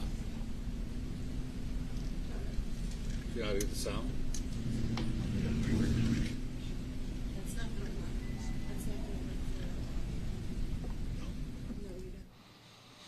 I would die if they were showing my feed. That would be awful. Also, just interesting note, one of our mods reached out to this gentleman's attorney while he was on the stand. That was Amber. We were throw you under the bus and said, hey, do you know what's going on right now and why are you not in the courtroom? And he's like, oh, I'm going to tune in. Yeah, because we were appalled at the questioning that was going on. The judge himself was like, are you sure you want to do this without talking to an attorney? This has been just crazy from the get-go. Hey, thank you, bud.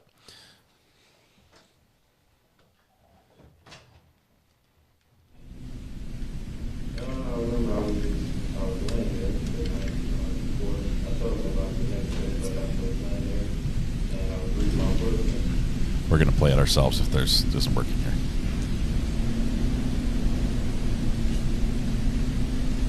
Don't let the kids in. It's okay. It's just in my headphones. They won't hear anything. This inmate stands to have a significant portion of his sentence taken off for cooperating. That's the benefit that goes to him. They're prepping the video, making a nice full screen so we get a good picture here. They need my technical help. I could have this up and on all the screens simultaneously if they wanted, but they can't afford me as an expert witness or an expert technician in this case. Here we go. We're going to show it to the public. Yes. Cover your sensitive ears. Cursey words will ensue.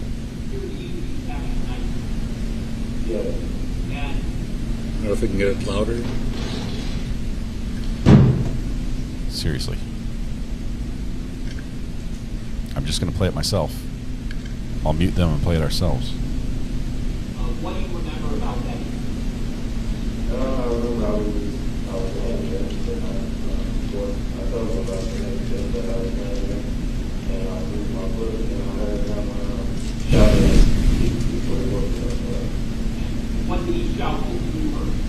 He said, die, motherfucker. There it was. Okay. So it's a little... He's like, what?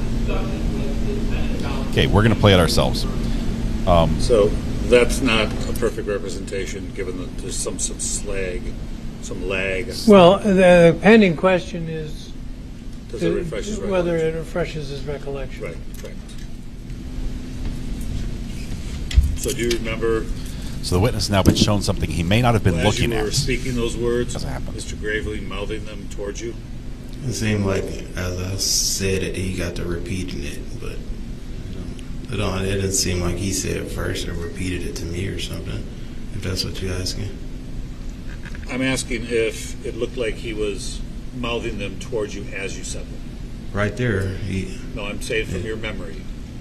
Not from what you just saw. Oh, from what I remember. Yeah. I didn't remember that, but... Okay. All right. Okay, so... Can the jurors come back in now? Yes. All right. Prosecution is floored right now.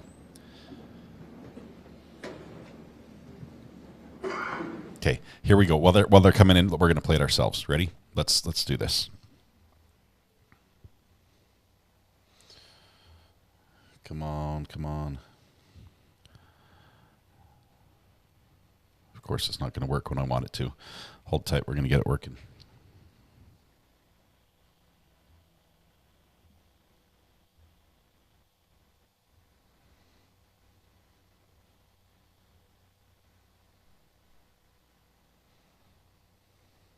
It's trying to play an ad because I'm not logged in on my right account. Was there a time when Here we go. You were observing the defendant when it appeared to you he was having a nightmare? Yes. And what do you remember about that incident? I remember I was laying there the night before. I told him about it the next day, but I was laying there and I was reading my book, and I heard him shout in his sleep before he woke himself up. And what did he shout that you heard? Cursey words. He said, die, motherfucker. And you're quoting as best you remember? Okay. Yes. All right. So and there we go. Now back. Did you ever have a discussion with the defendant? Now back to the trial.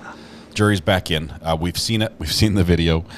I think the defense, even though I know what happens, and I don't think the prosecution was feeding him lines, I think it sure looks like they were. It looks like they were. That's all I have, Judge. It's directly in unison. Washington, you believe we've spoken twice? I believe so. First time was over in the facility with several officers present. Correct. Took a little more than an hour. I believe so, yes. And you outlined what you had heard from Zachariah Anderson in as much detail as you could provide to the several people who were present. Objection. He's couching. He's flavoring the answer for the witness. It's called leading. It is cross-examination. Is that the case? Correct. Okay. And the second time we met, it was it appeared to you that the purpose was to prepare you for the trial? I believe so. Okay. Did you understand the trial was already going on? Yes.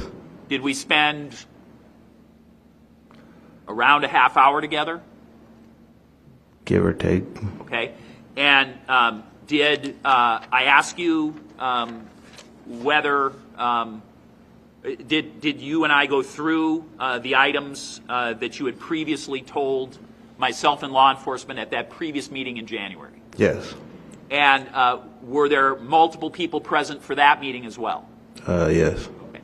And during that time period, the second meeting, did I ever use any phrase like that I would go to bat for you? Did I ever say anything, any even approaching that? No. In fact, you are a person who has a federal prosecutor involved in your case, correct? Correct. Are you aware of any ability I would have to directly impact your case? No. Is it your understanding that the way this would work is if you are honest in your testimony that your attorney would let the federal prosecutor know and they would make a decision on your case? Correct. Do you think that I am in any way a decision maker on what happens next in your case? No. Now, you were asked if something refreshed your memory, correct? Correct. Okay. And what was your perception of what you saw? Sound like you was repeating what you already knew I was pretty much finna say after I had started saying it. So you were saying something, and I was saying those words after I heard you? Correct. Now, you were asked several questions about, time you've been in prison and in the jail. Have you ever been a person who informed on individuals previous to this time? No. And have you informed on anyone else in this federal prosecution case other than Mr. Anderson? I object. What's the possible relevance of this? This is exactly what he was seeking to keep out. And was, go ahead. Shame on me for not interrupting sooner. Rephrase your question. You testified in Racine on a case you were an eyewitness to, correct? Correct. And other than that, have you provided any information to law enforcement about any other cases? No. No? No. Were you housed with individuals charged with first-degree homicide named Renan Brownlee? Was he somebody you were housed with at some time? Yes. Did you ever inform on him? No. Objection. Same objection, Judge. How is this possibly relevant? Sustained. Well, State versus Tabor. With a judge citing case law for sustained. There's the grounds right there. DA, move on. Is he going to give up or is he going to fight back? He's giving up. Let's talk about the security dorm for a second, okay? Yes. Is that, if you know, is that called HW? You talking about the hole? Yep. I believe so, yes. Okay. Hollywood. And can you Hollywood. describe how that is put together? Like, are the cells like circular where they all face each other? Or are there multiple levels? What do you remember about it? It's kind of like cells that's covered up with little bitty holes in them that you could barely see through because you can't really see through them. And there's an upstairs and a downstairs where we can't really see who we talking to or really talk to nobody. And the cell that I was in was far to the back under the stairs. Okay, so if I told you you were in 09, does that sound familiar? I believe so. And is that in the first floor? That's the first floor, correct? Okay, there's a second tier as well? Correct. Can you, you were on the far end? Correct. Do you know where cell or bed 20 is? I believe that's way on the other end. Okay, and is it upstairs or downstairs, if you know? I think it's upstairs. Okay, so is it your memory of the whole that somebody on the first floor in 9 would be able in any real way to communicate with somebody who was in the second floor in 20? He would be yelling and talking to everybody, so I can't see no person really doing that. And if I indicated to you you were in the hole from March 2nd to March 22 to March 5th, 22. I'm sorry, I apologize. February 2nd, 22 to February 5th, 22 in bed 9. Does that sound familiar? Yes. Okay. And while you were in during that period of time, from February 2nd, 22 to February 5th, 22, were there any other inmates in the hole during that period of time? I believe there was, but I didn't know nobody.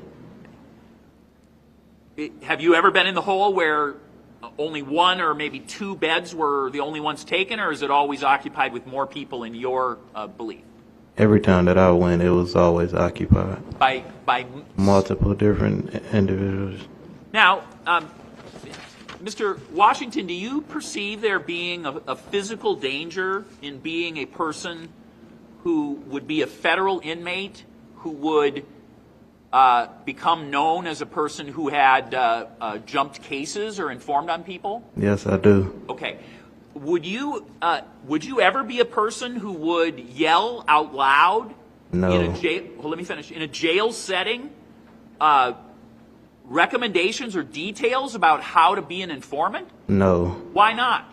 Because that's not something you want to be in here and for everybody to know that you just, oh, you're an informant. So let's just put it out there for everybody to know. Because you could be all type of, you could be beat up, you could be ridiculed, you could be everything. It's not safe to do nothing like that, and I wouldn't do nothing like that.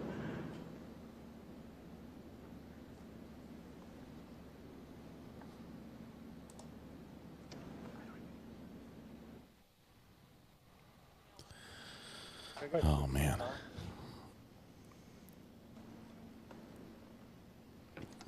We've got a second inmate who's going to say something opposite. Who's going to say that he had conversations, I believe, with this gentleman, or possibly Zach. I'm not sure which one it's going, but it's crazy. You cannot make this stuff up. This is unbelievable.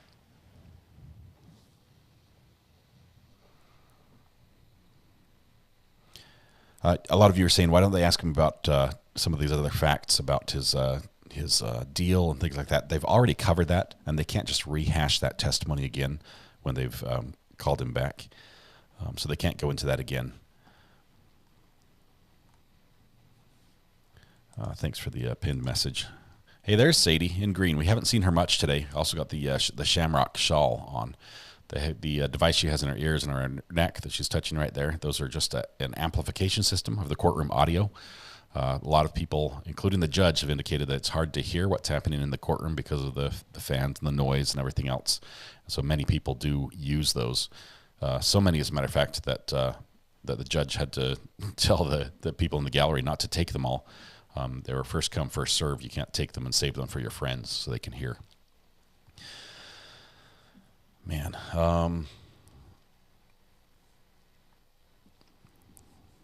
Sadie looks much more rested today.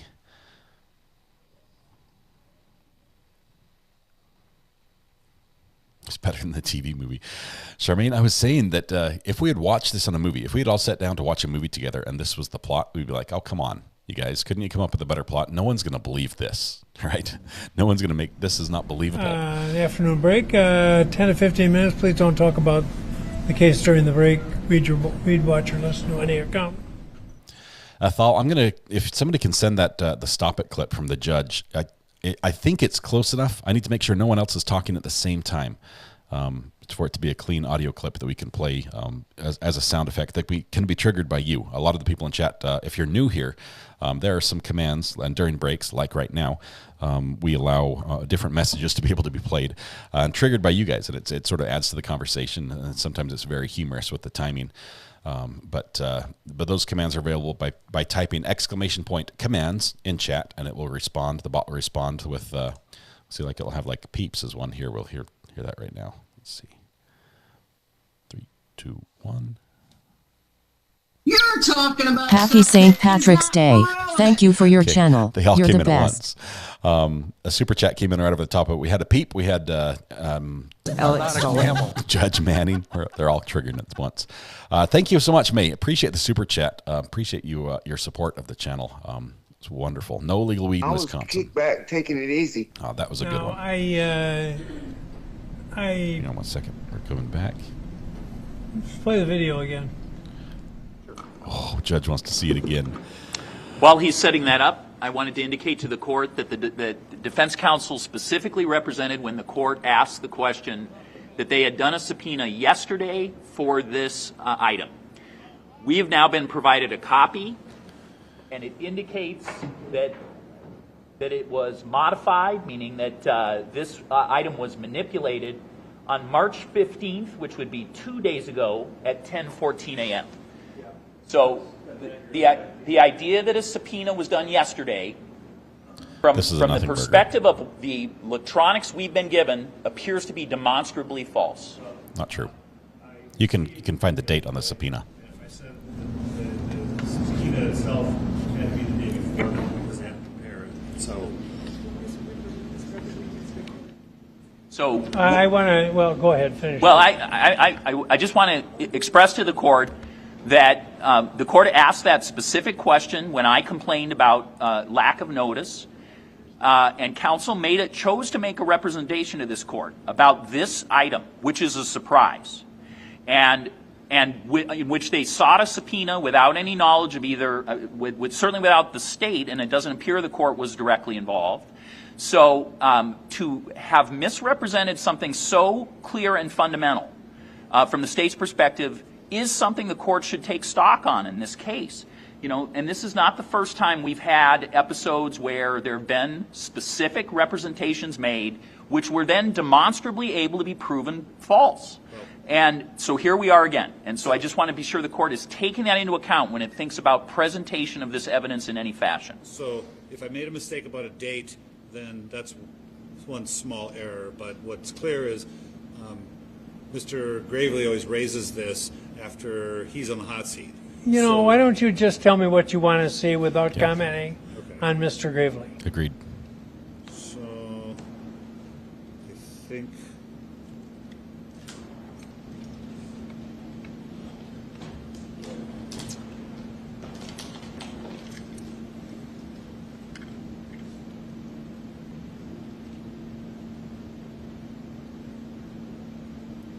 Judge wants to see the video again.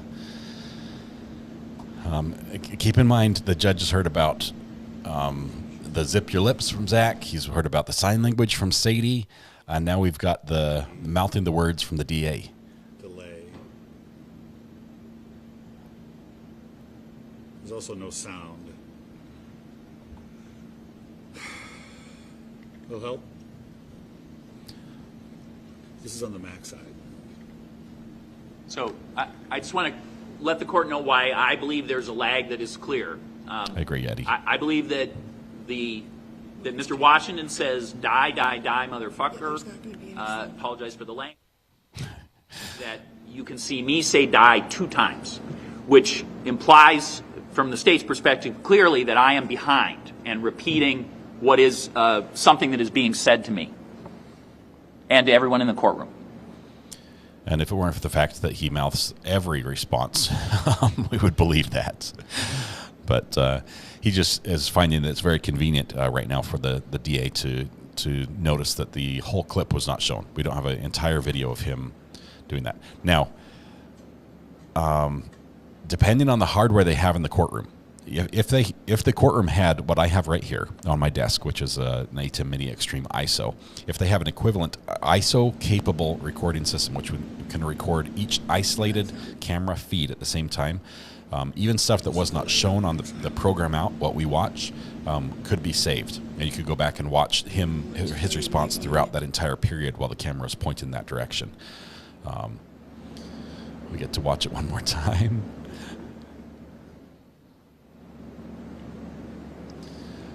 The DA is already on the witness list. This is the funniest thing. He's already on the witness list for an issue that caused a mistrial before.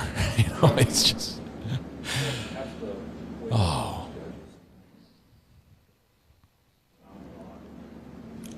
This machine that I just show it to the court. I can't seem to play it. Play it. Can you play it on the screen and take the audio directly off the computer? I could. I mean, I'm just saying. I'm not bragging here, but so I don't know. If you can't, you can't. Doug, we need Doug from South Carolina. Doug with the Elmo could connect this in a heartbeat. Oh, now we got it. All right.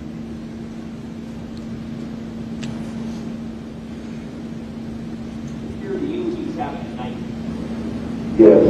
And what do you remember about that incident? I remember I was laying there the night before. I told him about it the next day, but I was laying there and I was reading my book and I heard him shout in his sleep before he woke himself up.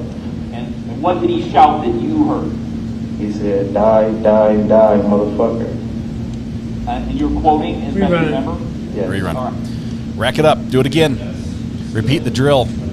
Judge, from what you would see on this screen, whatever it has to do with this feed. Take it back about 2 minutes, 3 minutes.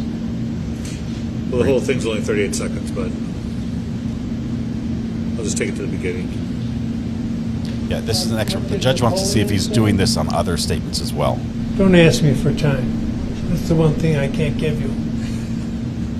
It appeared to you he was having a nightmare. Yes. And what do you remember about that incident? I remember I was laying there the night before. I told him about it the next day, but I was laying there and I was reading my book and I heard him shout in his sleep before he woke himself up. And what did he shout that you heard? He said, "Die, die, die, motherfucker." And you're quoting, as best you remember? All right, I don't know what the exact timing is, but on the video, as I'm seeing it, it appears that Mr. Gravely, his lips are moving shortly after the witness testifies. It does appear that way there. Okay? But not on the actual item.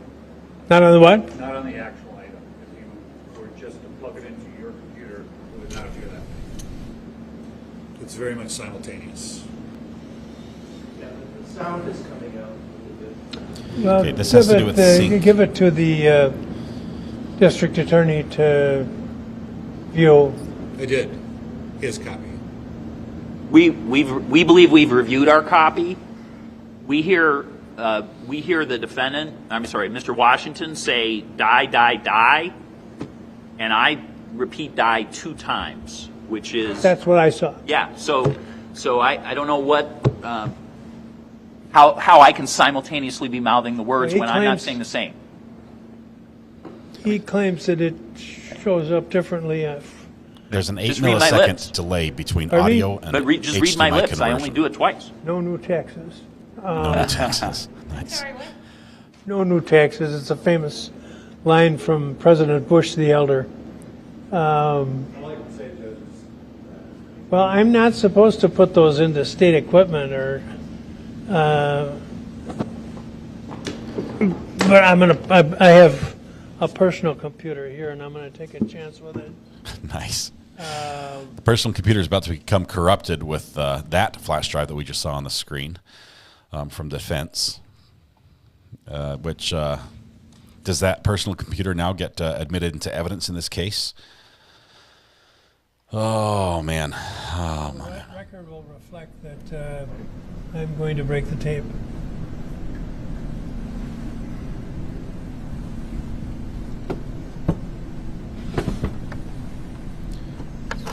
breaking the tape.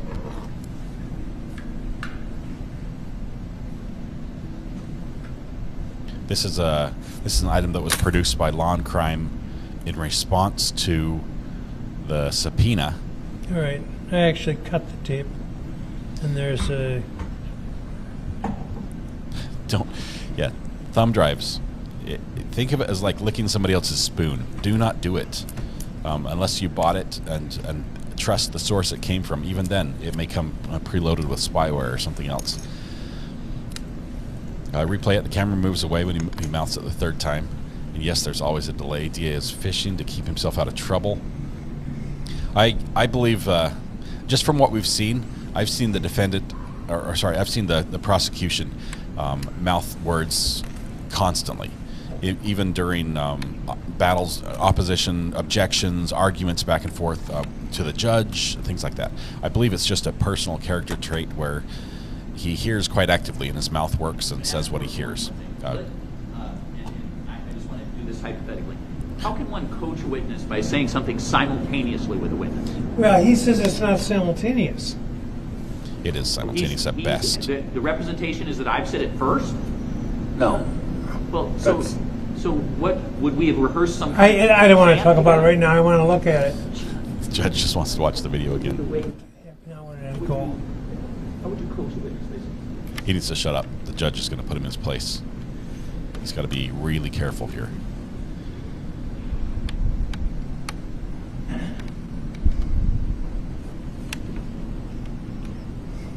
If the DA doesn't claim it's a tick, we can't claim it's a tick.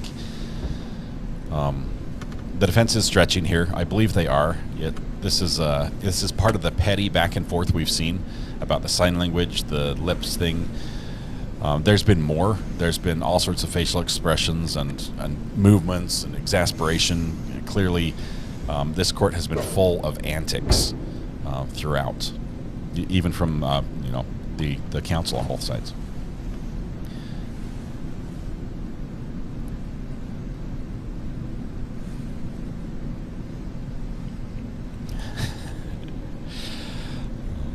Back in my...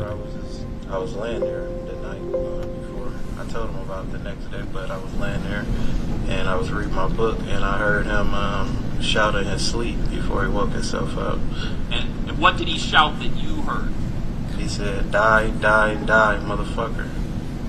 And you're quoting as best you remember? Yes. All right. And so, what did he shout that you heard? He said, "Die, die, die, motherfucker." And what did he shout that you heard? He said, "Die, die, die, motherfucker." Play it again. And what did he shout that you heard? He said, "Die, die, die, motherfucker." And you're quoting as best you remember? Yes. All right. And so, did you ever have a discussion with the defendant about the... He woke himself up. And what did he Judge shout watching that it again. Heard? He cannot get enough. He said, "Die, die, die, motherfucker." Okay. And you're quoting as To best me, you remember? Yes. All right. And so, it appears that Mr. Gravely said, "Die, die, die," and also that he did so simultaneously with the witness. Okay. That's my impression. That was our exact assertion, Judge, and therefore that was the basis of my question, which I wouldn't have asked if the state hadn't followed up on it. But in our copy, we only see me say "died" twice, so I don't know if the court has a different copy or how that is working. they're the same. You're right. He only says it twice on camera. Twice on camera.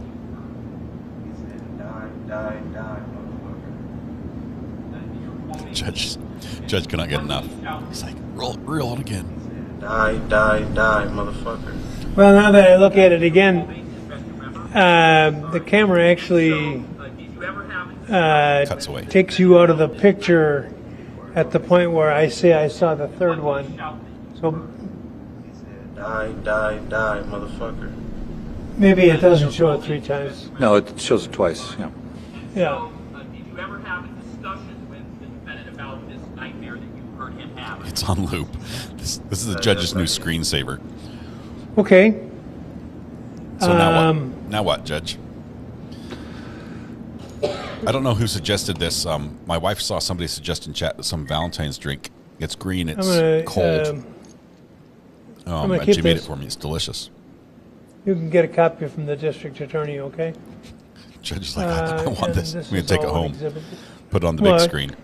I guess it's already marked, so. And I would move for its admission, just so it's part of the record. It's received for record purposes. And I'd like to question the DA about it on the stand. So what's next? Well, my next question will be, well, I don't want to preview it for the witness, but it'll be about this subject. Okay. Okay. Judge says fair game. Did you ask the jurors to come in? Oh, I guess they're upstairs, huh? The fireworks are not done.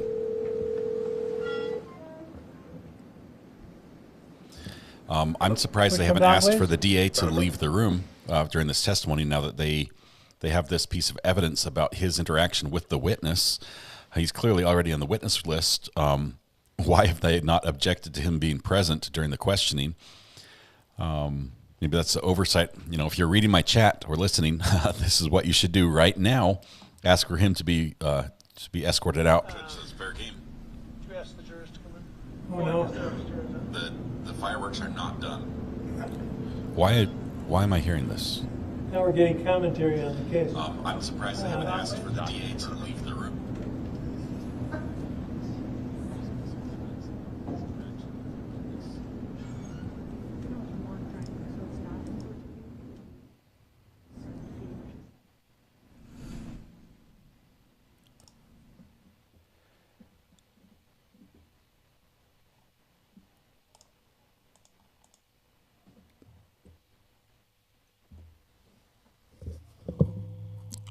Oh my goodness. Oh my goodness.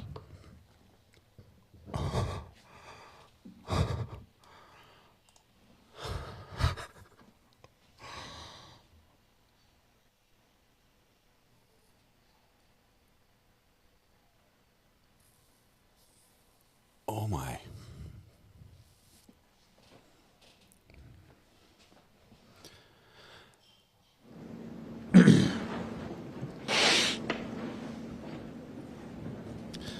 Just for the record, big fan of you, all of you. You're doing a great job. All right. Go ahead, Mr. Bertzall. Thank you, Judge. So, Mr. Washington, when we broke, I think we were talking about the statement you made about your time with Zach and what he said in his sleep? Correct. So isn't it true that when you testified on direct, you were taking direct cues in your testimony from Mr. Gravely as he sat here at counsel table? No, I don't believe so. He was mouthing the words at you, wasn't he? After I said it, he did say it. He repeated He was it. mouthing the words at you? Yes, he said it after I said it. And that's where you took your cue? No. Okay.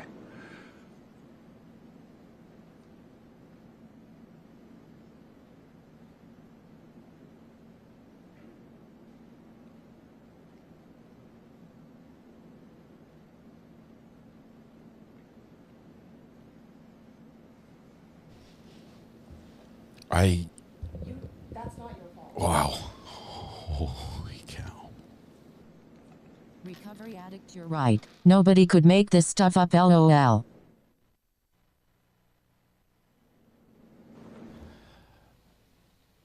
I hope they've got the volume turned down now. That's all I have at this time for this witness. Thank you. Mr. Rebecca, thank you for the super chat. Originally in January, who brought up this idea that in a nightmare that the defendant had said, die, die, die, motherfucker? I told you about it. Kick back, taking it easy. And so when you testified on direct when I was asking you questions, did you have an independent memory of that being what Zach Anderson, the defendant, told you or said in the nightmare that you heard? Yes. And did you get any assistance from me in either remembering that or testifying about that at all? No. Nothing else? I have nothing, Judge. You may step down, sir. Go ahead. Defense would call Nicholas I guess- McAtee. Actually, I would like is to now have a good one time to moment advertise for the that podcast? before we bring him out, if that would be okay. I mean, for you to talk to me. That was exactly what you thought it was, everybody. Why do we need a moment? This is not his attorney. This is his witness.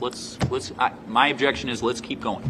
I'm sorry. Switch to court. Well, I agree with We're right there. Sorry. about half of what Oh my you goodness. said. I didn't even but, realize that was going on. As I told the jury, I think it was just yesterday, that it's customary for the attorneys to speak with the witnesses for a moment in an ethical manner, and I'm not going to deny him that opportunity. It'll literally be 1 minute. I beg your pardon? Well, I'm going to ask we take a break if that's happening. Just a short We one. just took a break. Well, I know, but If you want to leave for a moment, you're welcome to do so, thank you. but come right back. Thank you. Okay. Yeah, that was not how I wanted my debut I am to no be. longer worried about my phone call, face rolling on the floor, laughing face rolling on the floor. Amber called the defendant, the witness's I beg your attorney. This is the last witness. Oh, it is? All the feeds. I made all the feeds, apparently. The defense, after they had played that there is clip, a transport issue with the officers. they switched over to my live stream. Well, still connected to the court, So, and I was saying, why I suppose has the because this DA will been take requested to leave the room because he's hopefully now a less than witness 10 in minutes. this little situation. And the judge commented on my commentary. Another short break. Judge's subscriber, I guess. Please don't talk about the case. I talk about the case all the time, Your Honor. I don't know what else to do. Big fan of yours. Love the chair. If you do retire, I call dibs. I don't know what else to say. This was... that was...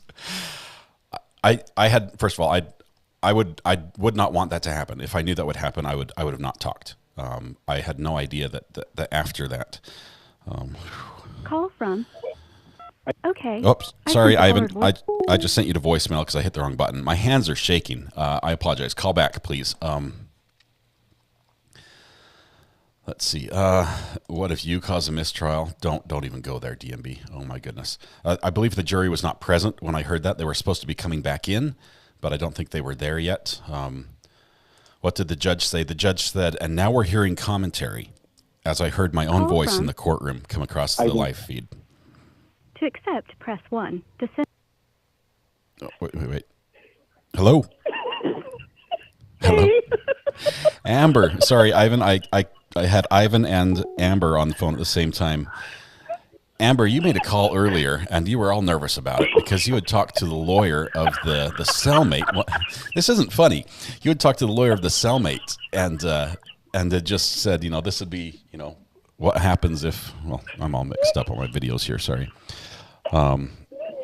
You're like, I don't want to be involved in this case, right? And now, hang on. Let me fix the buttons here. I'm just trying to understand what happened, and the only thing that could have happened is after the defense attorney had played that audio clip using his laptop, or no, it was the judge's. The judge's audio is what we were hearing. I haven't the foggiest idea how that would have even happened. And somebody said it in court, or in the chat. Somebody said in court. Oh my gracious. Funny man, R.A., we love you. Yeah. The only thing I can say is somebody said it in chat that maybe the attorney called the court because I may or may not have suggested he watch your channel that day. Oh my goodness.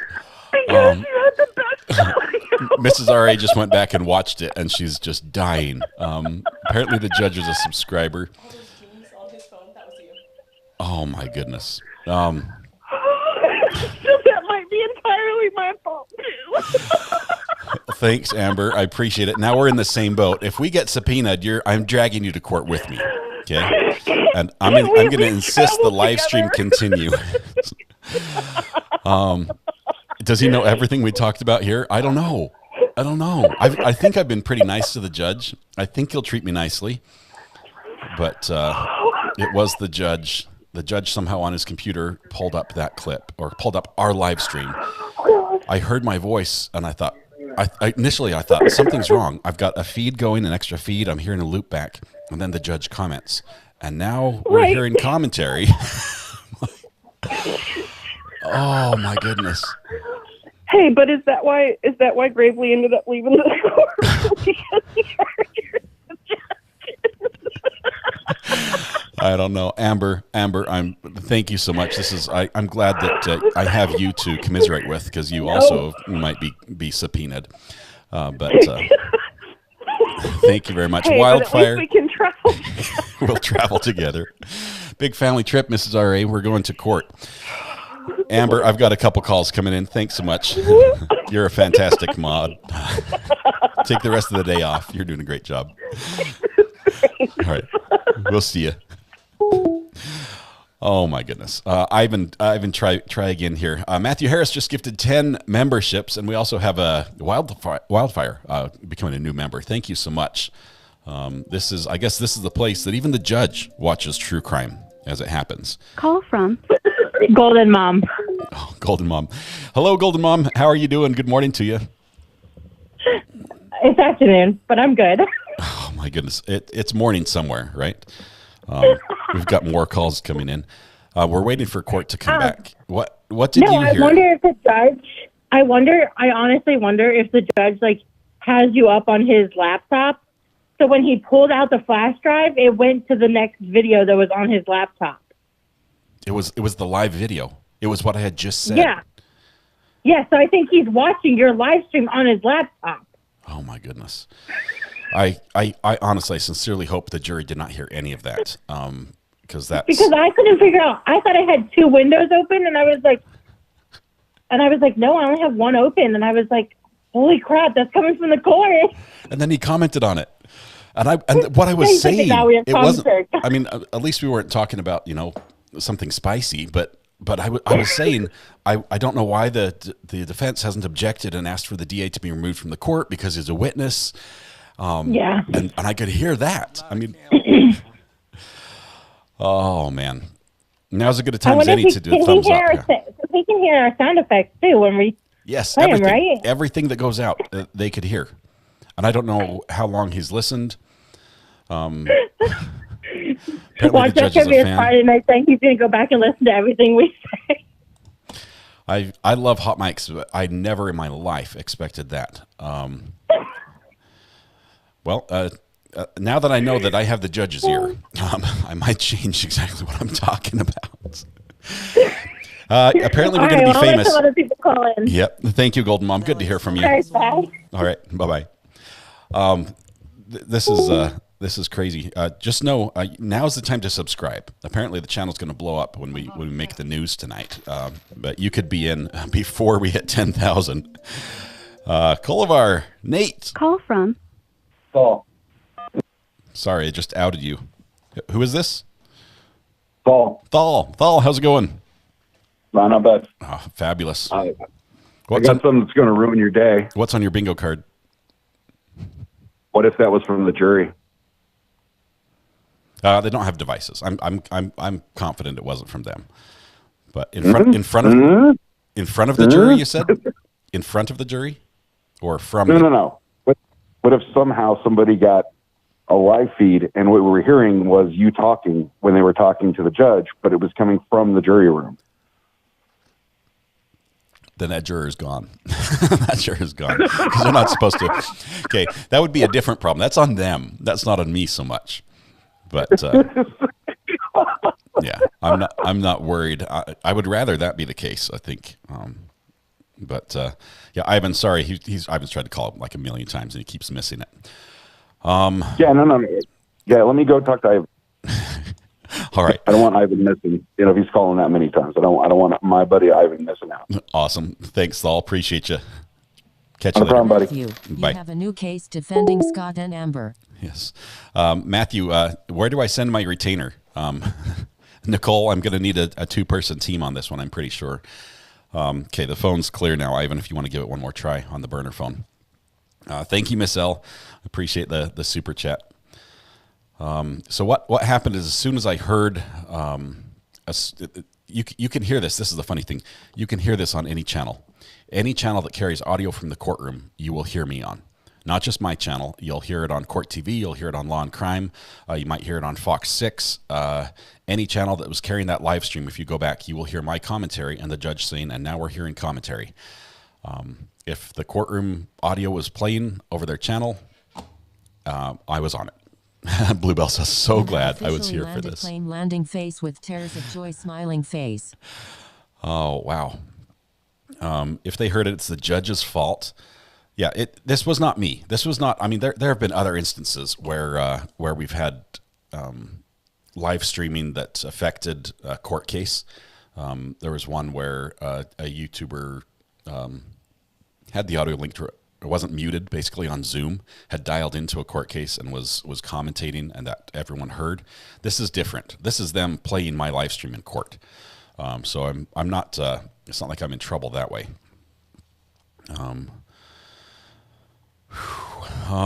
Let's see.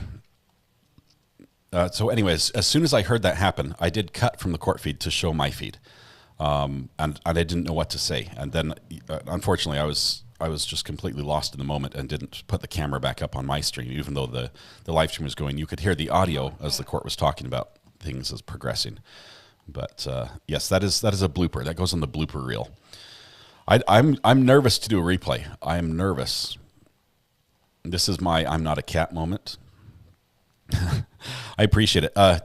We are so stinking close. We're so stinking close to hitting a new level on this channel as well. You guys are amazing. Last week we celebrated together that I hit 7,000 subscribers, and we are now 36 away from hitting 8,000. Just incredible. You guys are amazing. I could not plan that. Whew. Oh, 8K coming tonight. Thank you very much. Appreciate it. We're waiting for a court to come back here. I am nervous.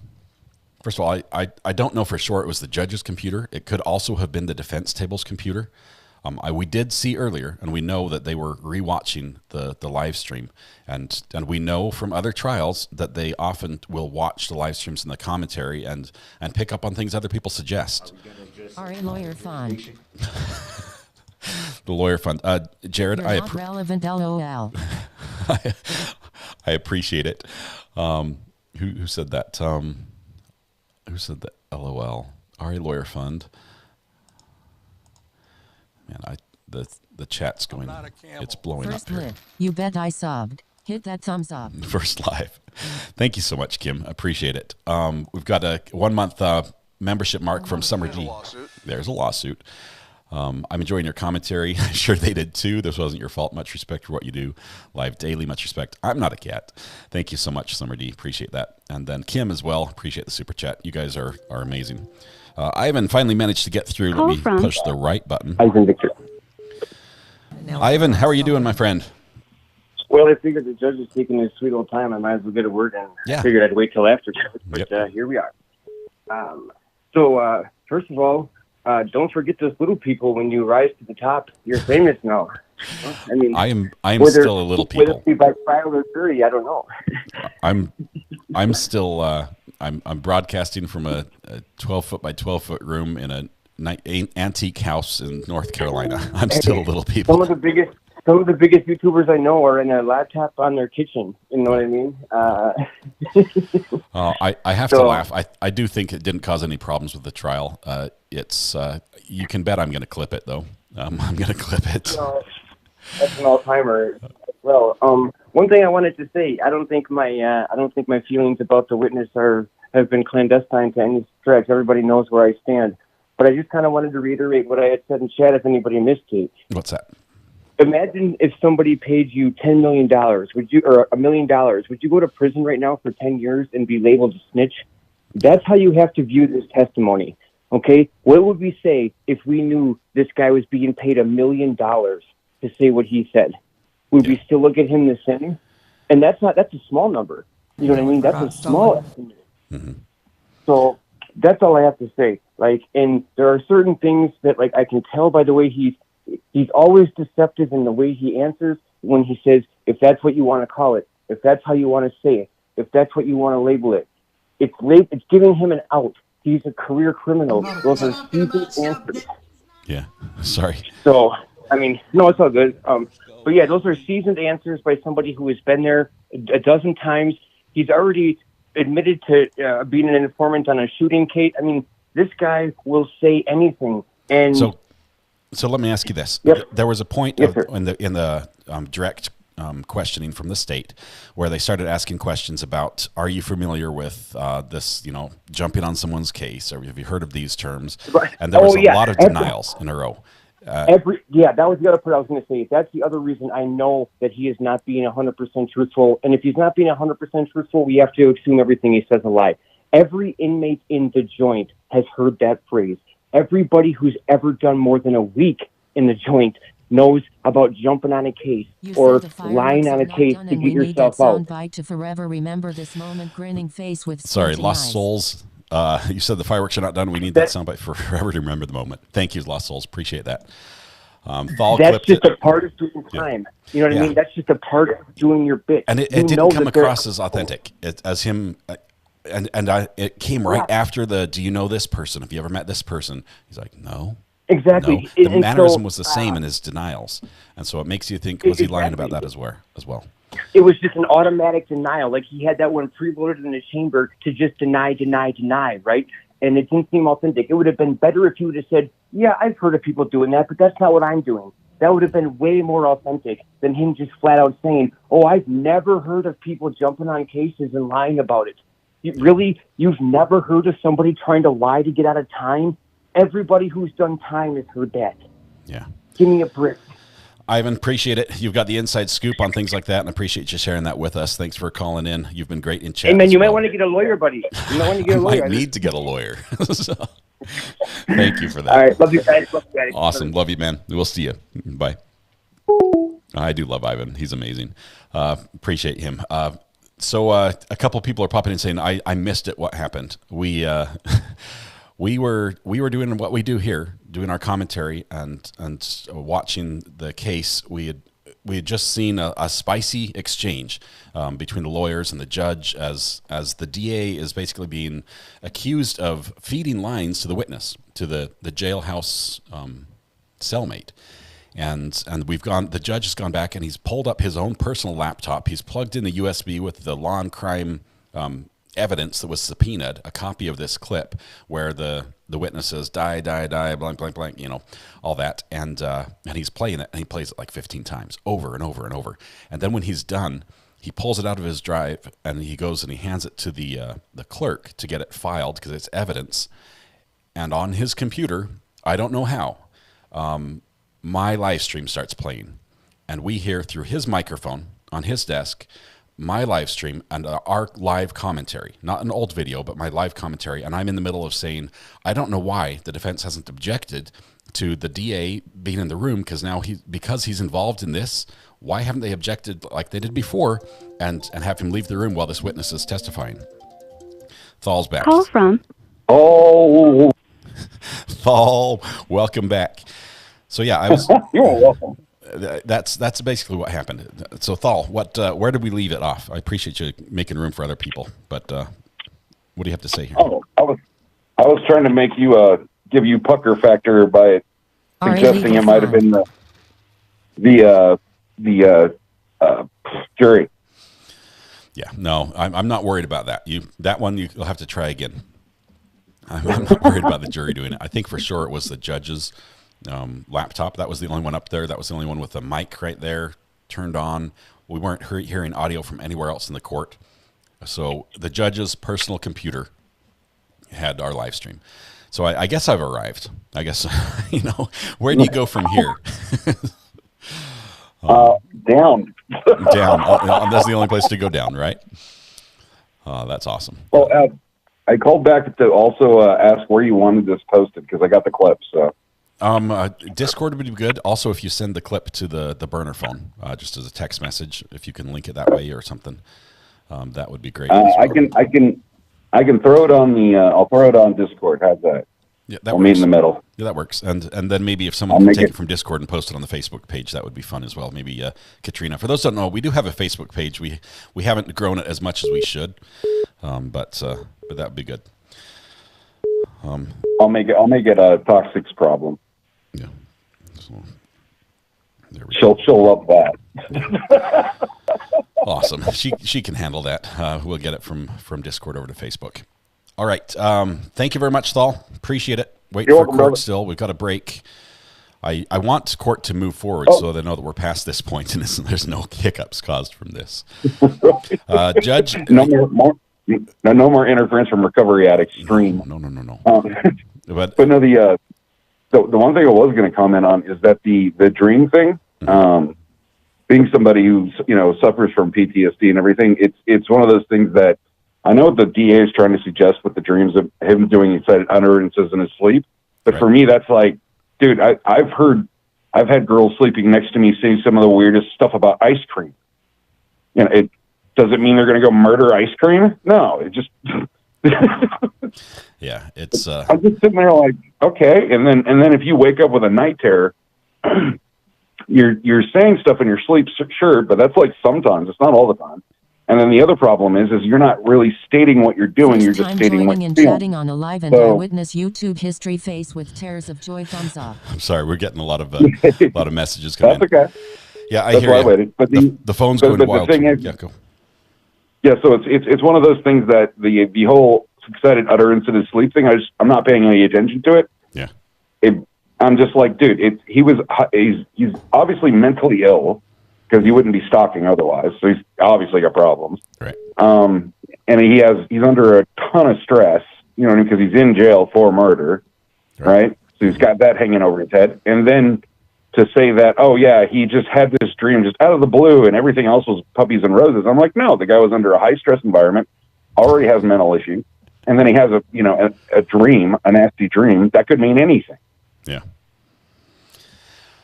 Oh man, Thal, my head is going a million different ways. You deserve a thorough conversation where I can focus, and I'm just not there. I apologize, man. You're fine, buddy. You're fine. Just I'm going to let you go. You do your thing and knock it out of the park like you normally do. Awesome. I'm going to stay in chat and be obnoxious. Appreciate you. Thank you so much. We'll see you, Thal. We are 3 people away from hitting our next level of subscribers. 1 week ago, we were just hitting 7,000, and this week has just been crazy. 2 people, 1 person. next subscriber is number 8,000. I cannot say thank you enough to the amazing people that are here in chat, that are here, even the lurkers, the people that just join, just because they like the way we present information. Let's see who we got here. Call from Nicole. To accept, press 1. To send a voicemail, press 2.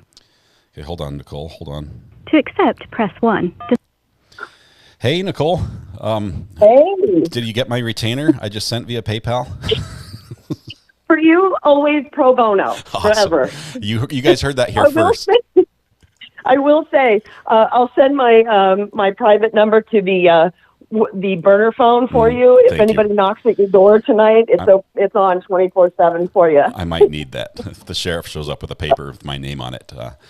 Exactly. Oh, well, man. you're going to know in a couple minutes whether it was defense counsel or the prosecution who had that video awesome. going. You are famous. Because one of them may come in and, with a motion for a mistrial if the jury heard any of it. No. No, I don't think the jury was in, but you may know, and I have a feeling it was the defense, and that's why the prosecution needed a break. A super sticker with 9.99. Yeah, sorry, I've got lots of things happening. I don't say mistrial with my name. That would be awful. That would be awful. Well, I think the prosecution needed a moment because it probably wasn't theirs. Yeah, and I think that memory serves. The judge was looking at, Scott is famous. wasn't he borrowing the computer? Remember us when you become famous. Yeah. Say that one more time. I think the judge was using defense counsel's computer when that happened. No, he said I've got my own personal computer. I'm not supposed to plug it into the state computer, so I'm going to bring it into my personal laptop. So it was the judge's subscriber. That's all I can guess. Well, if he is, he's a wonderful judge. We've all said that. We have. We've said good things about him, and some other things as well. That's all right. Okay, court's coming back. Let's and listen like in. I said, if you need anything, you just pick up the phone. It's pro bono for you, buddy. I just might. Thank you so much, Nicole. That's Nicole Goodman from Goodman Law Firm. Appreciate you very much, Nicole. We'll be in touch. All right, you have a good one. Soon. Watch those hot mic moments. All right. Bye-bye. All right, so we're waiting. We heard hot mic just for a moment there as the judge was coming back, but the camera hasn't changed yet. We just blew by 8,000 subscribers in a heartbeat. Thank you so much for all your support. You guys are incredible. I'm showing that there were, let's see, Matthew Harris Law gifted 10 memberships. Dilly Pickles gifted 5. B Crumbs gifted a membership as well. We had a super chat from Ann G saying that Scott's famous judge is a subscriber. Remember us when we become famous. As well as Tracy Anzar comes in with another congratulations on the 8K and contribution for the RA Legal Fund, which apparently is a thing now. Unfortunately, the podcast tonight is going to be lit. Yes, we do have a podcast at 8 p.m. on this channel. Me and Thomas, Weather Watch on this channel is what he goes by. Just have fun. It's a little more low key than what this is. It's a little more laid back. We talk a little bit about crime, but a lot about some other news items and things like that. Appreciate all of you guys. Miss Chris just gifted 5 memberships as well. I have not read off all the people who received it. If for some reason you would like a membership, if you like this and you would like a membership or be in the list that YouTube draws from to give membership to, type !gifts in chat and the bot will respond with a link. You have to go to that link and turn on the channel setting for this channel where you enable gifts for this channel. That will enable you to be able to receive a gift that way. I think we've got Mutt from Virginia calling in right now. Mutt. Hey, there it is. Mutt, how's it going, my friend? How are you, sir? Congratulations on hitting 8K. Thank you. I'm super excited. So, now I have a question. Mm-hmm. Am I going to become? Wait, I got to turn me down because I can hear me now. So yeah, let me. I can read your mind, Mutt. I can read your mind. Yeah, I know. Yeah. Because Mutt is the only person that has contacted me and said, would it be all right if I were restream your live stream on my YouTube channel? And I've said, thank you for contacting me first of all, and yes, I'm okay with you doing that. And Mutt restreams my video on the Gavel Hounds, on his webpage. What's Your America Look Like? Actually, on my What's Your America Look Like channel. Yeah. So, and we just, I jokingly started calling us the Gavel Hounds. But yeah, yep. I'm wondering, am I going to become famous adjacent because I'm restreaming you for that? Hop on the train, man. Here we go. But hey, look, because of y'all and another crew that helped me out. I hit 100 subs last week. That is I would lose my mind if I blew up, but it in a good way. Yeah. But I just think it's great that you've hit 8K. Congratulations. Thank you Seriously. so much, Mutt. Judge is back. It looks like he's still watching our live stream. His personal laptop is still out. It does look that way. I've always liked this judge. I really have. Now's the time to say it if you like him, please. Well, no, I have. I liked him when he did the Rittenhouse trial. Yeah, that was a hot topic one, and we were trying to steer clear of that because I know some people feel strongly on both sides, and on this channel is more pickles not politics type thing. Well, and by the way, I've kind of stolen that line too a little bit. I'm not even going to lie about it. Hey, there's plenty to go around. Over on what's your America Look Like? Yeah. Because I'm a photographer, at least a hobbyist. I often say it's pictures, not politics. There you go. I love it. Mutt, thank you so much. Good to hear from you, my friend. Say hello to your fans over there. Thank you. Yep, the Gavel Hounds we're keeping tabs. Wonderful. All right. Brother, we appreciate it. Yep. The judge is reading chat right now. All right. We'll see you. We'll see you. Bye. Okay. The judge is reading chat. He still has the live stream going. Do you solemnly swear the testimony you're about to give in this matter will be the truth, the whole truth, and nothing but the truth, so help you God? Yes, Your Honor, I do. Okay, thank you. James, I'm sorry, did I skip your super chat? My Would you apologies, my state friend. your full name and spell your first and last name for the record, please? My name is Nicholas Ryan McAtee, NiCholAS MCATEE. Mr. McAtee, you appear to be in custody. Yes, I am. What makes you say that? I'm going to...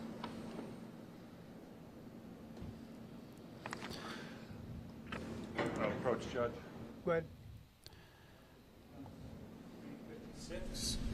Can you tell me what that is, sir?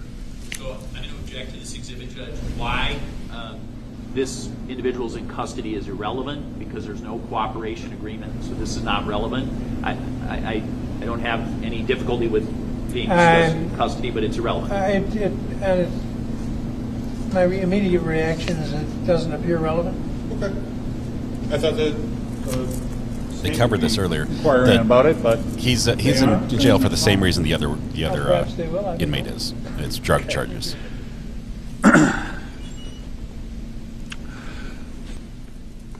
Mr. McAtee. Yes. So you are in custody at the, well, tell us where you're in custody. I'm in custody at the Kenosha County Detention Center. Okay. And do you have a state case? No. You have a federal case? Yes, I do. And just, you don't have to get into all the details, but what's the nature of the charge? Same objection.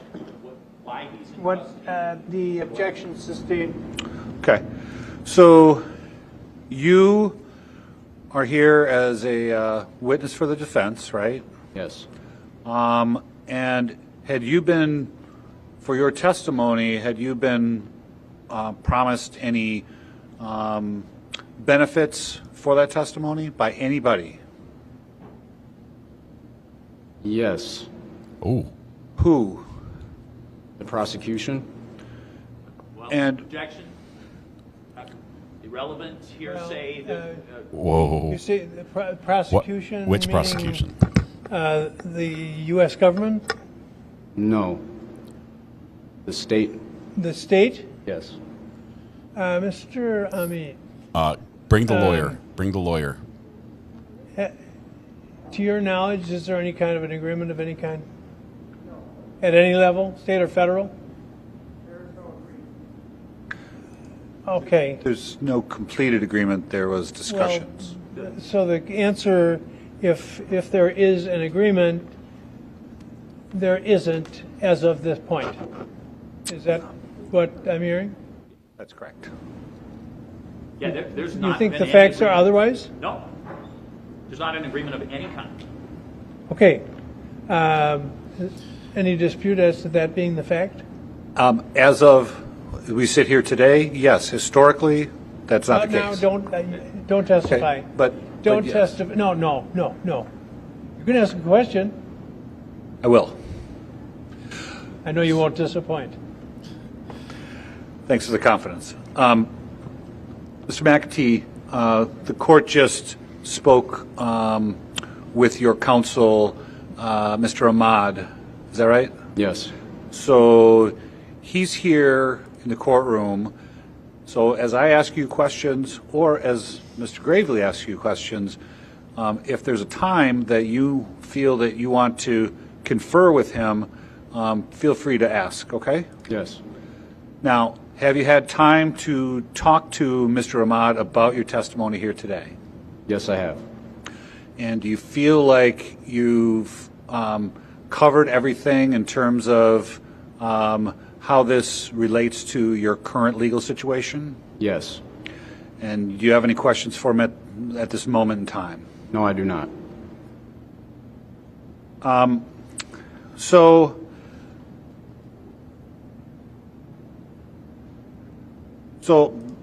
getting back to what we were talking about before in terms of there's no agreement right now, but at some point there was some sort of offer?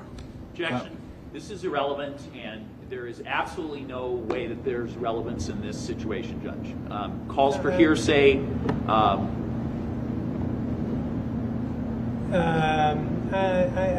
don't agree with you. The objection's overruled. Was there a point where your understanding, without saying who said what, but your understanding about whether or not there potentially would be a situation where you would testify for the prosecution? Yes. And what was your understanding? My understanding was that... Sorry, sir, I apologize. I'm sorry, but could he finish his answer? Wait. He wants to make an objection, I assume. Yep. Objection. It sounds like it calls for what his attorney has informed him, since I'm not aware of any other basis, and that would be hearsay and would be an improper area to Do you want his explore. attorney to testify? Well, I would suggest to the court that Mr. McAtee is not the person who should be able to report that, because it is hearsay and is not appropriate for him to talk about that. Well, then Mr. Gravely is going to be a witness because... Please. Well, no, because... Please.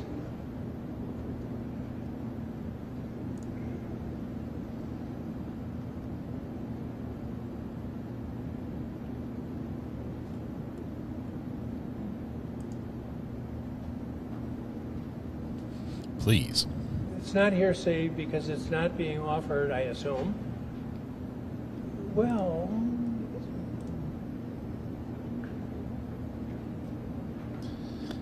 The judge still has his personal laptop on his desk. Well, it is hearsay, but it's, I think... And I think he's reading an chat. exception under the, what is it, subsection 4, plan, intent, plan.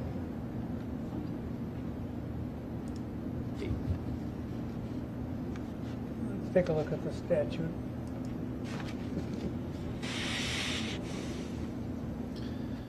Do you think maybe I could call the judge once this case is over and at least get him on the show?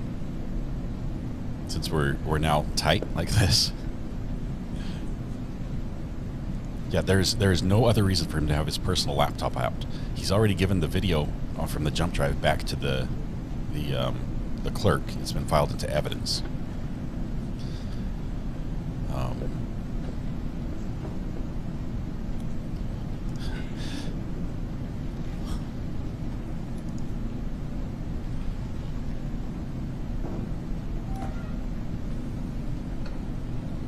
I mean, after the case is over, has to be after the case. You can't comment, and usually judges won't comment. You saw what Judge Dora did after DB was over. She really couldn't comment on the case. Maybe just ask him general stuff.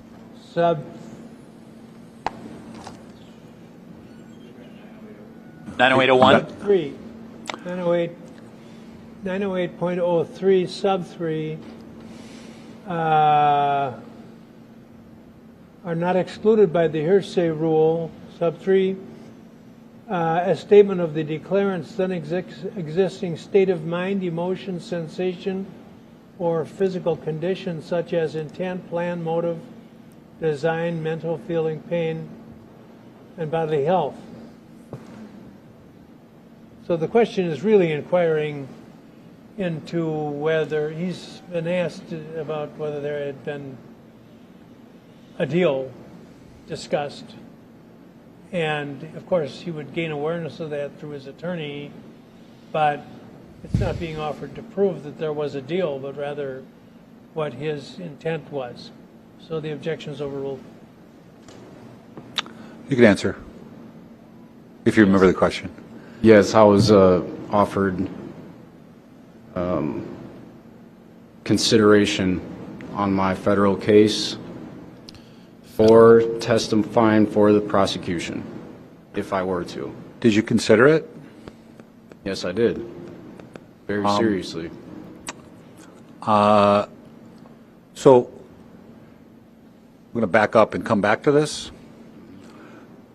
There was a time when you were housed with Zachariah Anderson, right? Yes. Do you remember when you was there more than one occasion when you two were cellmates? Yes, on 2 different occasions. So do you remember when the first one started? Yes, it was in August of 2021 to roughly October of 2021. Okay, August to October 2021? Yes. And so when you're Was this in just general population? Yes. So when you're in general population, how much of your time is spent together? Some regulation about that? Lockdown in the cell is roughly 12 to 14 hours on a general population dorm. And so, needless to say, you spend a lot of time together? Yes. So, did you get along with him? For the most part, yes. Did you, was he forthcoming about his cases or his case? Objection, State v. Tabor. I don't know how that applies here. I'm not sure it does either, but I do think the objection is well stated. There is an objection, but it's not State v. Tabor. This is irrelevant based on State v. Tabor. So, I'm not sure I agree with the case you're citing, but I do agree with your legal principle. You can't just say a So- case and call it good.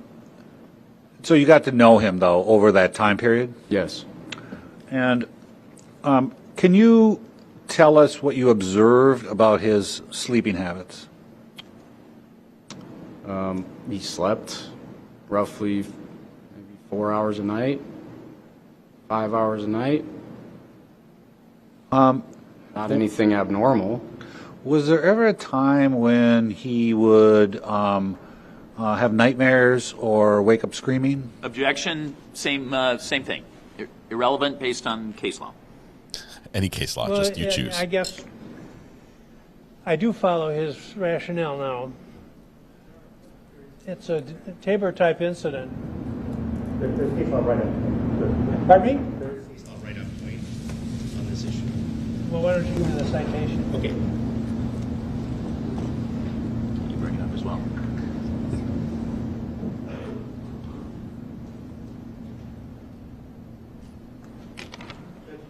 The number of cases that deal with.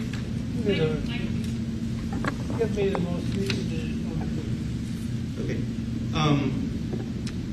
But are we making legal argument too, or are you just being asked to Nope. say the case? For the case citation. Just asking for the case. There is, the most recent is a 2019 case. It is unpublished, but the facts are so remarkably similar that I'll give it to the court at least for support. At State versus Yost, Y-O-S-T, 2019, Wisconsin Appeal, APP, 58. Again, that's from 2019. And that talks about inmates. I thought we weren't going to argue about I'm not the case. arguing, We were I'm just going to pointing cite out. it. Just give me the cite. Gotcha.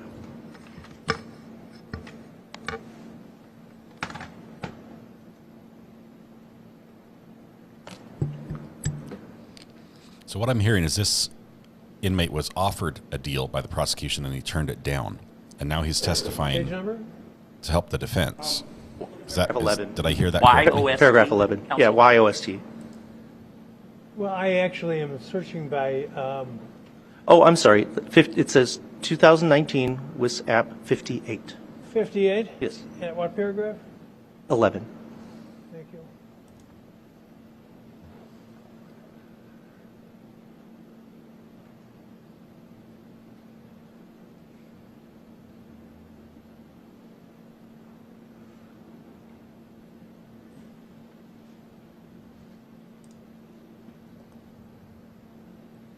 Is it unpublished?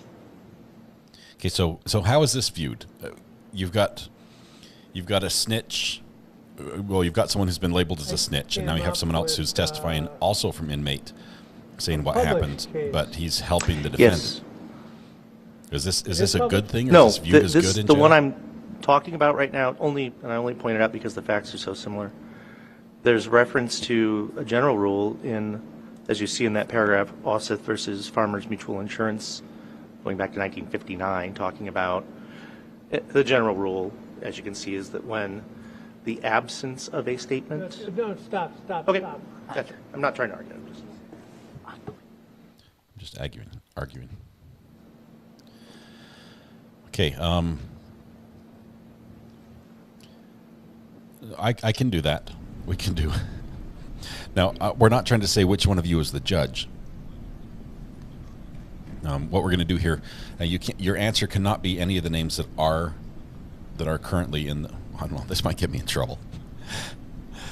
It might get political is my problem. Maybe I can't do this one. What would the judge's screen name be? And try to keep it non-political and polite at the same time. Yeah. Actually, I'm not finding the case. Where did I see it? Actually, I did find a nice article about It's up on medicine. Twitter. Oh my goodness. I might have had that wrong. But it is, it does seem to fit the pattern of cases that Tabor. Oh my goodness. Tabor. Well, I think the assertion, Judge, in Yost and other cases is that, and that just was one we cited because it was so particularly on point, which is that the absence of a statement assertion is not a statement made to prove the truth of the matter asserted. So this is contradiction evidence. No, stop. I'm going to try again. My objection is not a hearsay objection. I apologize. Counsels, I think that I've made a hearsay objection. I have not. State v. Tabor is about whether this is relevant evidence, Judge. The court ruled in Tabor that this is irrelevant, and there's a whole line of cases that talk about that. Well, we're not talking about the hearsay issue. But in Tabor, it dealt with, the victim versus the defendant. This is two witnesses, so it's completely in opposite to Tabor's holding.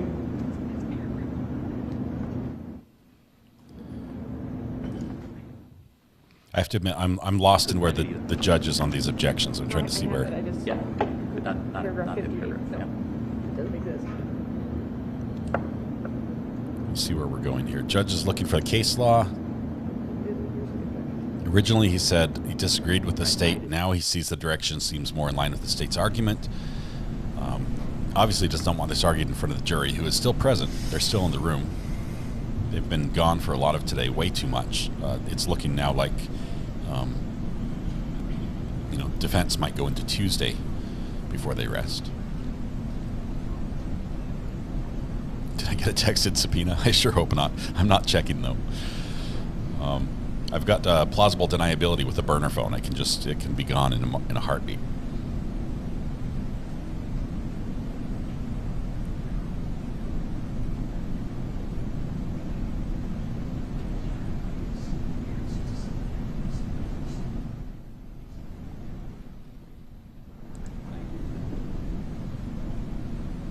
Your suggestions for the judge's screen name are hilarious. Our little hot mic moment there in court aside, I still am surprised we have gotten this far in the trial. This has been a train bouncing back and forth, about to go off the tracks from day one, and how this has not ended in a mistrial is I still cannot understand. It's so many opportunities for it to just go off the rails.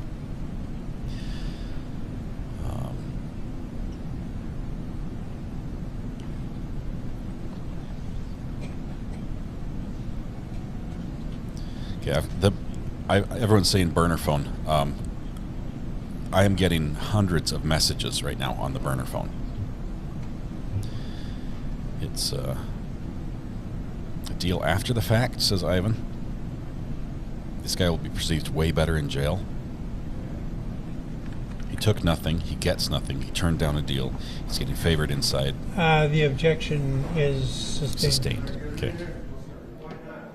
Because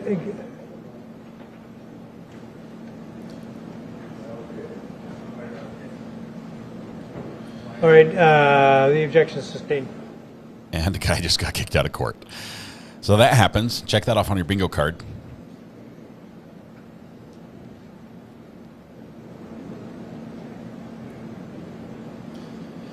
Inmates are, they make good witnesses sometimes. They have information that nobody else could get.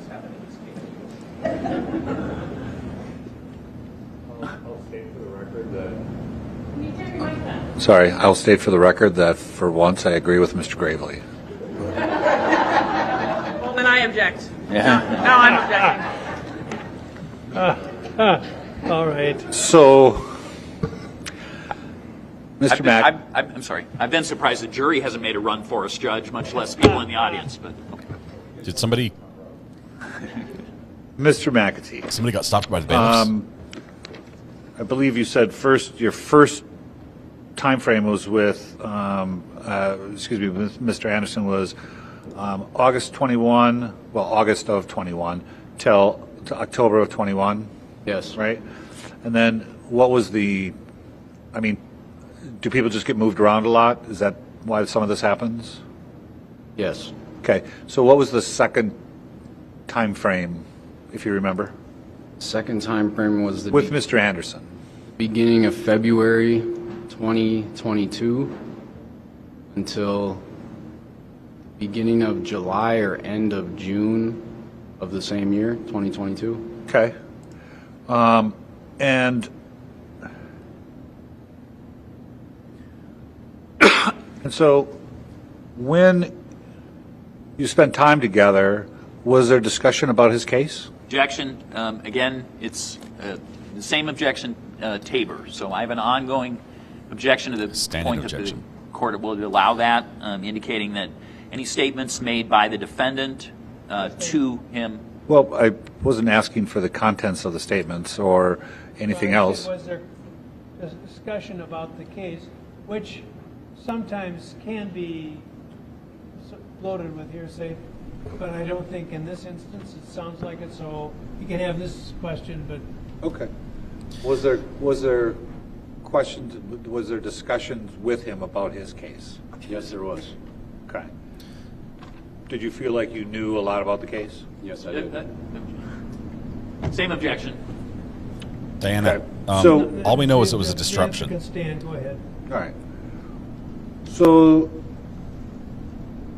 I want to go back in time now to a time when you were in segregation. You call it the hole, right? Yes.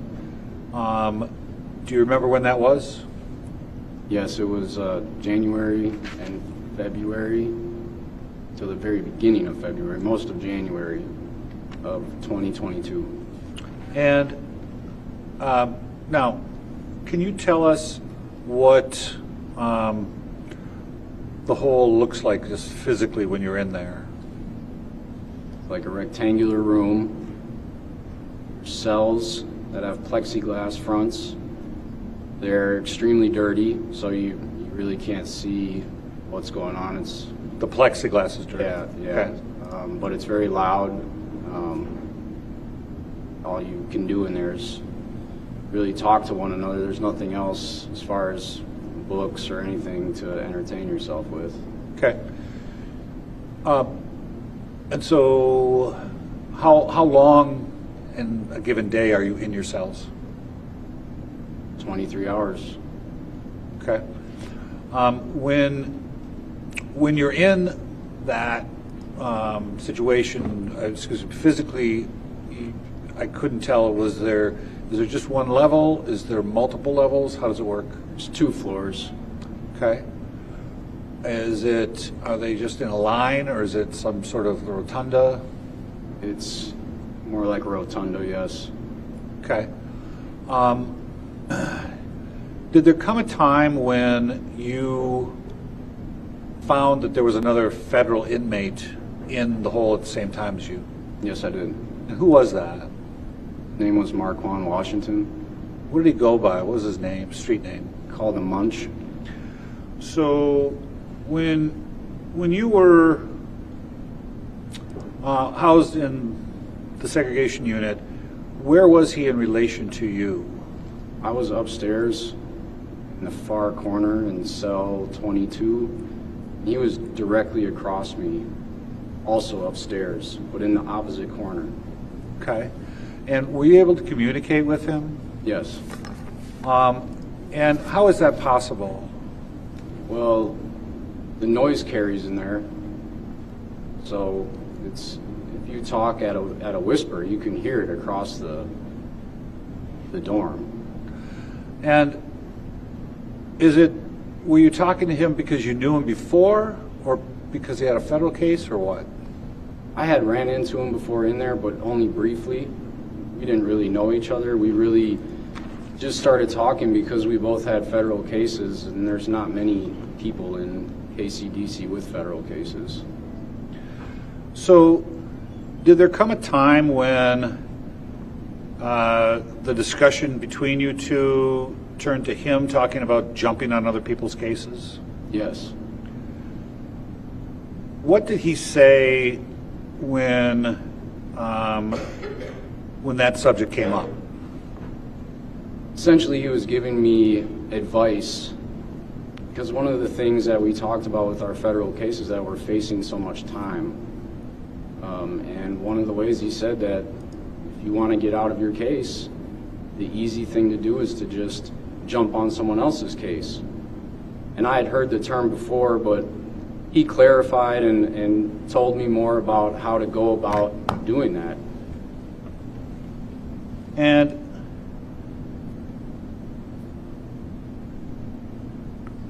did you ask him about, like, to explain that more to you?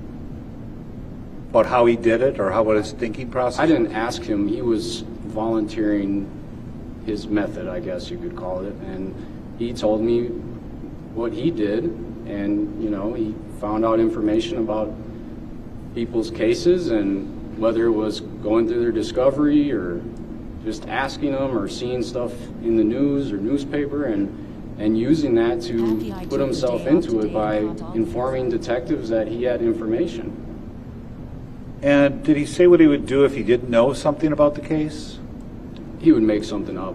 He said, as far as he was concerned, it was his life or someone else's, and he said, you know, he would do that to save himself.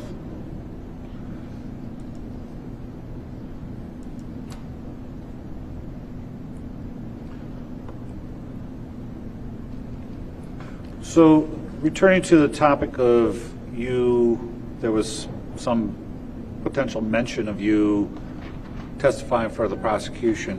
Yes. I mean, you knew something about Zach's case by talking to him, right? Yes, and the newspapers and news. Okay. Was that tempting for you? Yes, it was. What are you facing in federal prison? Objection. That's irrelevant. It's kind of relevant now. What? It's relevant now. Might be allowed. It's a good foundation, I think, for that to be relevant.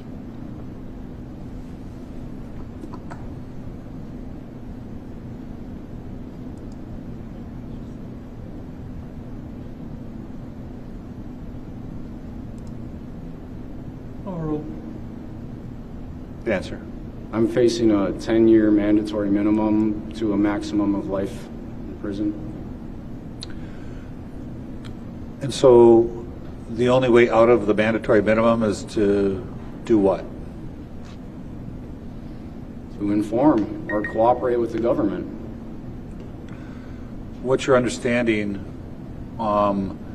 as to what that takes? It doesn't take much. Have you heard the term substantial assistance? Yes, I have. What's your understanding about who has to make a motion for substantial assistance? Objection. It's irrelevant. None of this is happening. None of this is happening. In this case, the state prosecutor, the district attorney. Well, you have a federal case, though, right? Yes. And so, if you were to testify in a state case,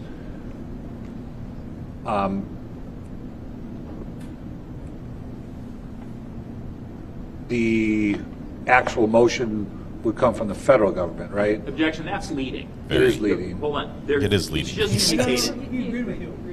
I agree with them. I didn't know how else to get there. You're a firm.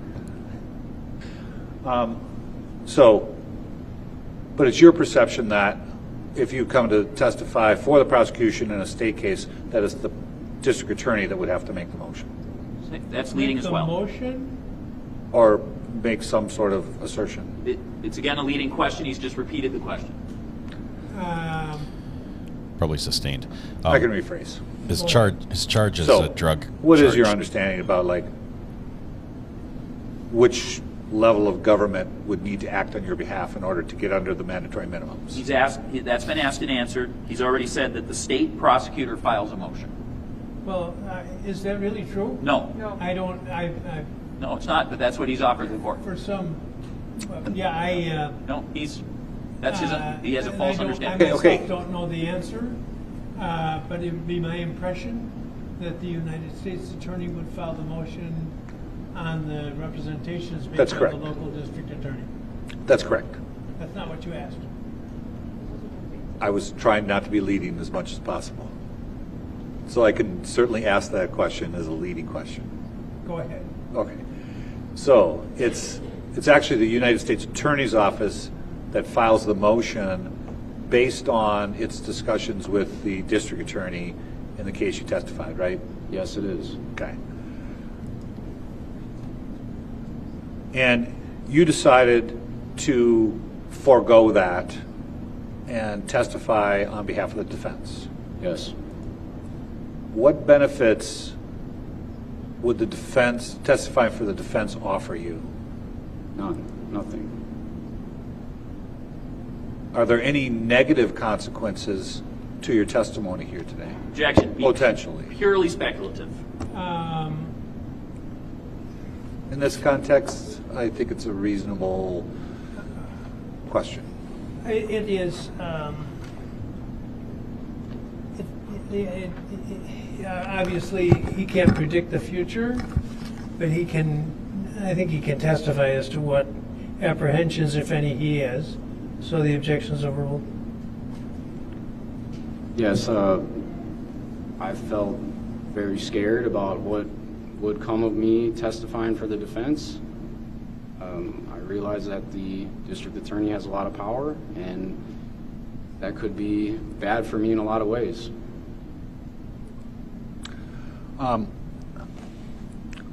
So you obviously knew Zach for quite a long time, and you've been in KCDC. Did you know him to have any nicknames? No.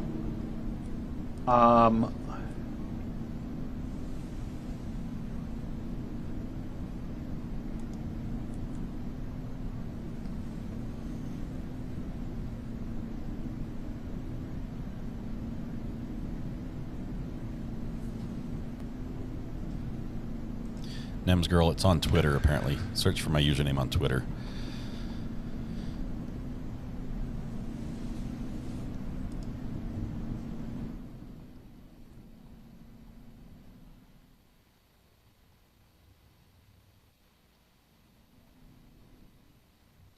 So yeah, Sassy, you nailed it. He has more to lose than gain is what he's trying to testify here.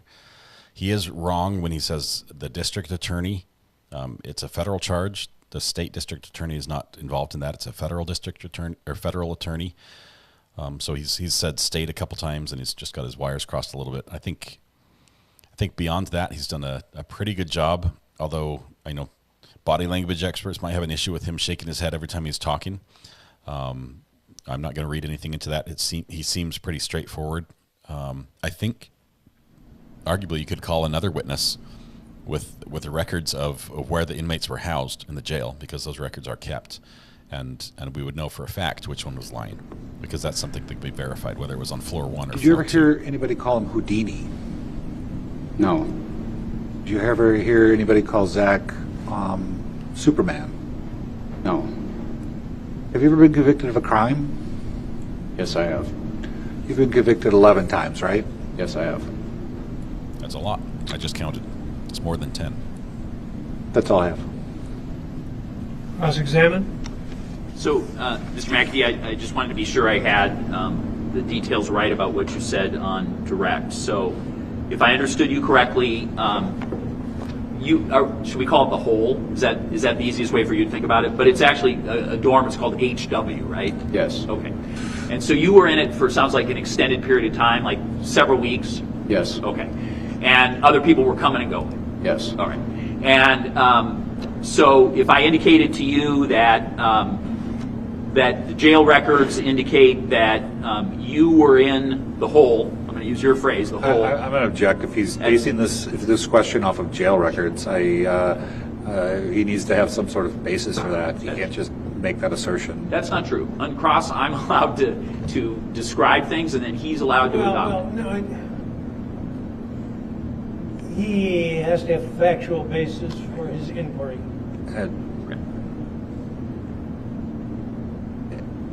Well, he needs to have some sort of basis in the evidence. No. No, not factual. Okay. May I go on? Here we go. Jail So records. if I indicated to you that the jail records indicate that you and this individual, Mr. Washington, were in that the hole, on dates of February 2nd, 2022 through February 5th, 2022. So you indicated you were there until sometime in early February, correct? All right. Would you have any reason to dispute my discussion with you that it looks like you guys had in common 3 days from February 2nd, 22 to February 5th, 22? That may have been so, yes. Okay. You're not suggesting that it was a longer period of time that you were with Mr. Washington, are you? No. Okay. No. So this would have been 3 days, about about 15 months ago now? Wait, Yes. Is that 13 months? I apologize. My bad math by me. Okay. You indicated that your memory was, if I get this correct, you were on the second floor at the far end. Yes. Does that sound right? If I told you that was, and you thought it was cell 22, that's what felt familiar to you? Yes. Okay. Farthest down you can be on that second floor? Yeah. Yes. Okay. And do you remember are the numbers that are in the 20s the upstairs, or do you remember anything about the numbering system? I believe so. Most of the 20s. Okay. And then on down. Yes. Okay. And so, and if I understood you correctly, this person, Marquand Washington, was also upstairs and was directly across from you. Did I get that right? I believe so, yes. Okay. So these discussions would be, I just want to be sure I have this right. So I'm going to approach you, but I don't want to get any closer. Just tell me how far away the cells are when you two are having a discussion. You're on the same floor. Mm-hmm. Is that right? Yes. You have to say yes or no. Okay? Yes. So if it's a cell directly across from you, am I right about the right distance that you remember these conversations? No. Should I go way farther or closer? Farther. Okay. So how about now? Am I about right? A little further. Okay. So now, see, you got me in the tape here, so I'm not going to go quite that far. How am I now? A little further. Okay. Now? A little further. All right. roughly there. Okay. Judge, can you just give an estimate for the court about what our distance is right now? From the front of the witness stand, no, that isn't right. The entire length of the courtroom, from the wall behind me to the wall behind you, is 53 feet. From the front of the witness stand to the bar, to the bar railing, is 19 feet. So if I suggested to the court it's maybe another 8 feet from there, does that look around about fair? That I'm about 8 feet from the bar? Yep. Okay. It's probably all right. So 19 plus 8 would be, if my math is correct, 27. So You get an A. What? You get an A. Rough estimate of You get about an A. So Mr. McEntee, this is about right. Yes. Okay. And during the time period you were with Marquand Washington, were there other inmates in the hole? Yes. Okay. So what about on the second floor? Were there other inmates on the second floor? Yes.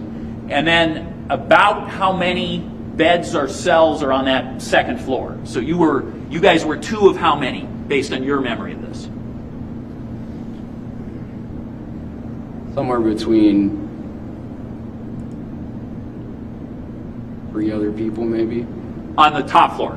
Yes. Okay. So it's you, Mr. Washington and maybe 3 more on that top level? Yes. Okay.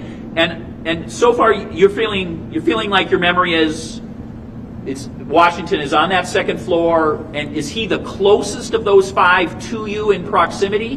No. Okay. So he's across from you, but there'd be people closer away because there'd be cells on both sides of you? Yes. Okay. We have 50 minutes. But he's much closer than anybody who would be downstairs, I assume. Yes, roughly. I mean, someone downstairs in the downstairs corner would be almost just as close. Okay. What about the far corner? So in other words, the whole course of the dorm across from you and on the bottom side. Would that be the farthest away from you of the cells? Yes. Okay. And you don't know what any of those cells down on the down part are numbered, do you? 1 through 10. 1 through 10? And do you remember, maybe you do, maybe you don't, are the numbers in terms of them, is 1 the ones that would be closest to you? So order, Yes, and then, they would be closest to me, below me. 10 would be the farthest? Yes. Okay. If there are 10, not holding you to that, but yes. Okay.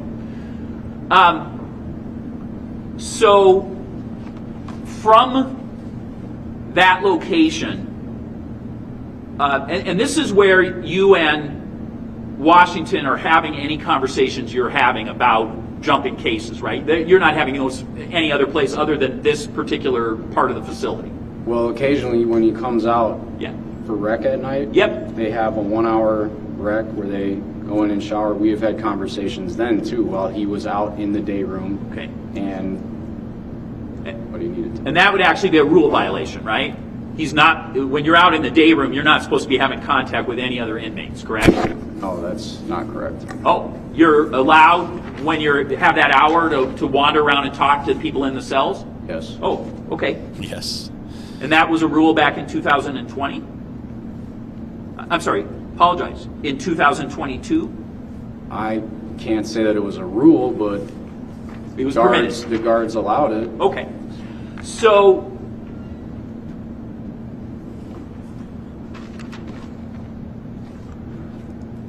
you and Mr. Washington were never cellmates? No. Okay. So, but you talked over this stuff, and it sounded like you bonded on just sort of discussions about stuff, right? About our cases. Okay. So, where do you recall where, for instance, where Mr. Washington grew up or where he's from? No. Okay. Do you know what do you know about his family? Whether he has kids, those kind of things? I don't know any of that. Oh, okay.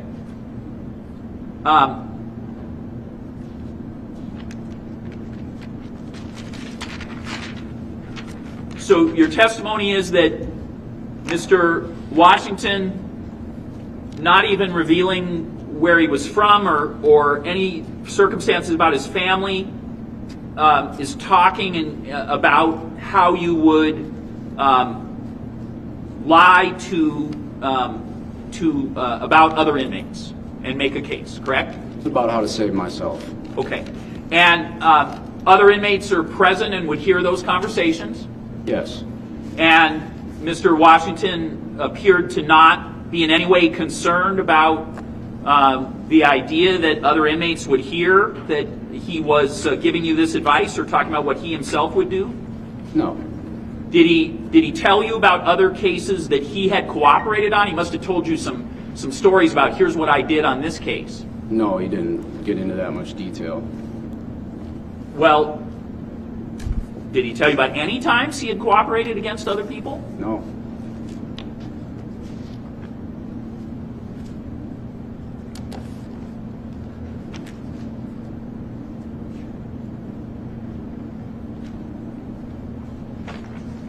You have previously expressed fear that a federal inmate who tells on people, who snitches, is in danger. You've expressed that fear before, haven't you? Absolutely. Okay. So Mr. Washington would knew the same thing, right? That there's he'd no be in way he danger? would objection. There's no way that he would know what Mr. Washington would know. Yeah, it would be, well, it's speculative as to what Mr. Washington would know or not.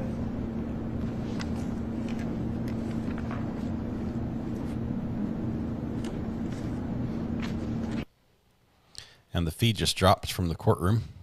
Not sure why. Conversed, and I've never Back. communicated to you in any fashion. Is that right? Not directly, no. The DA's office has never met with you, called you, emailed you, sent you anything, correct? Not directly. So,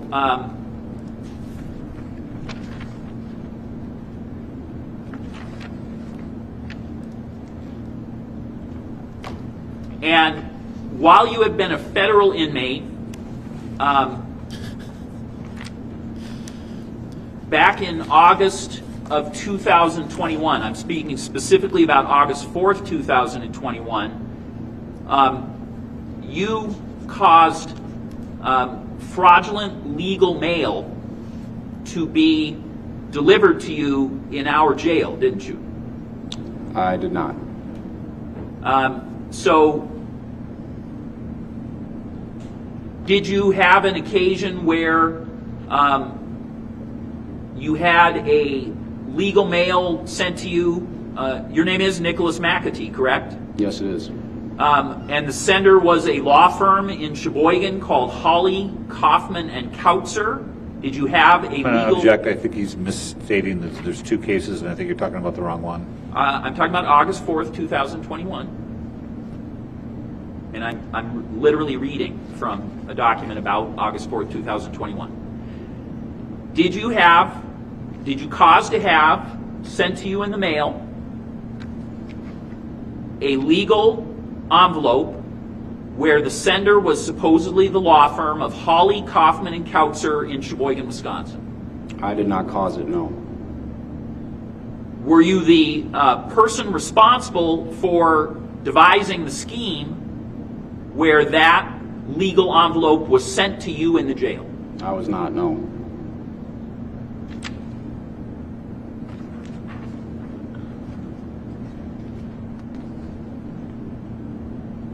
Well, when confronted with this particular piece of fraudulent legal mail by a Deputy Nicola, NICLA, on August 6th, so a couple of days later, when they asked you, were you bringing narcotics into the detention facility, did you smile and shake the deputy's hand and say you've been waiting for this day to come? Yes. Okay? And then did you go on to say that you had been having narcotics sent to you in custody in the jail for approximately 10 months? Someone else was sending me the narcotics, yes. Well, obviously you can't send narcotics to yourself when you're in the jail. Yes. So I'm sorry, I didn't mean to get you caught up on that. You were arranging to have those narcotics sent to you in the jail, and that had been going on for 10 months, correct? Yes, I was receiving them, yes. Okay? And when you were asked how you received these packages, you said they came every 2 weeks, and you would receive a package from your, and then you indicated lawyer, and they would have narcotics inside. Yes. Okay, and you had been previously represented by this Sheboygan law firm that was on this envelope, but they no longer represented you, isn't that right? Yes. And so there was literally a lawyer's name on it that I'm not going to say out loud, who in terms of this document was essentially being represented as the person who was mailing you an item that was illegal drugs. Isn't that right? Yes. Well, who were you having do this? Who is this individual? Okay, I'm going to object at this point. You did say there was a limit to this inquiry, because normally the inquiry is just number of convictions, and so he's asked some questions that the court allowed him to. It's allowed under 90608. But there's been a variety of pieces of evidence along this line, but I do think that you originally asked him if he had orchestrated this scheme, and the witness answered no. So, I'm not suggesting there haven't been other statements that have been made. But as a lead up to this question, I think he's actually denied that. Maybe I'm wrong. Yeah, well, I'm going to ask him about the person who is on the other end of this, so that because I don't want to be left with his answer based on my cross-examination about his involvement in this. So he's already made some admissions about what he said to the deputy, and what the state wants to do now is to basically read through the entire criminal complaint and then do it again with the other case. So, I mean, there's a limit to how much probative value there is here, Judge. I'd like to inquire about all the areas where I believe he's dishonest in this incident, and I'd like to do that on the 2 incidences that I previewed for the court. And I understand that counsel finds this objectionable, but at this point I've done nothing that's in violation of the statute, and I'd like to conclude by talking about other ways that I believe he's dishonest in this particular case. They're just impeaching this witness. That's it. It has nothing to do with ZA. I don't want you to go through each specification of each complaint. You can hit the high points. Yeah. And you should be able to do that within 2 to 3 minutes. Well, who is Joshua Houts who was sending you these items? That's the person who was creating the packages and putting the drugs in there and sending them to me. What's your connection to him? How do you know him such that he would send you drugs? He's a person that I met in prison. And why would he randomly send you drugs unless you were indicating that this should occur? Objection. 3 objections. How could he possibly answer that speculative question? Here's what the problem is. The specific rule that we're working under requires you to take his answer. I am. Well, you're not really, because you're challenging him on his former answers. And we're getting into the mini trial, which is the reason that the rule limits the inquiry to just what is contained in the statute.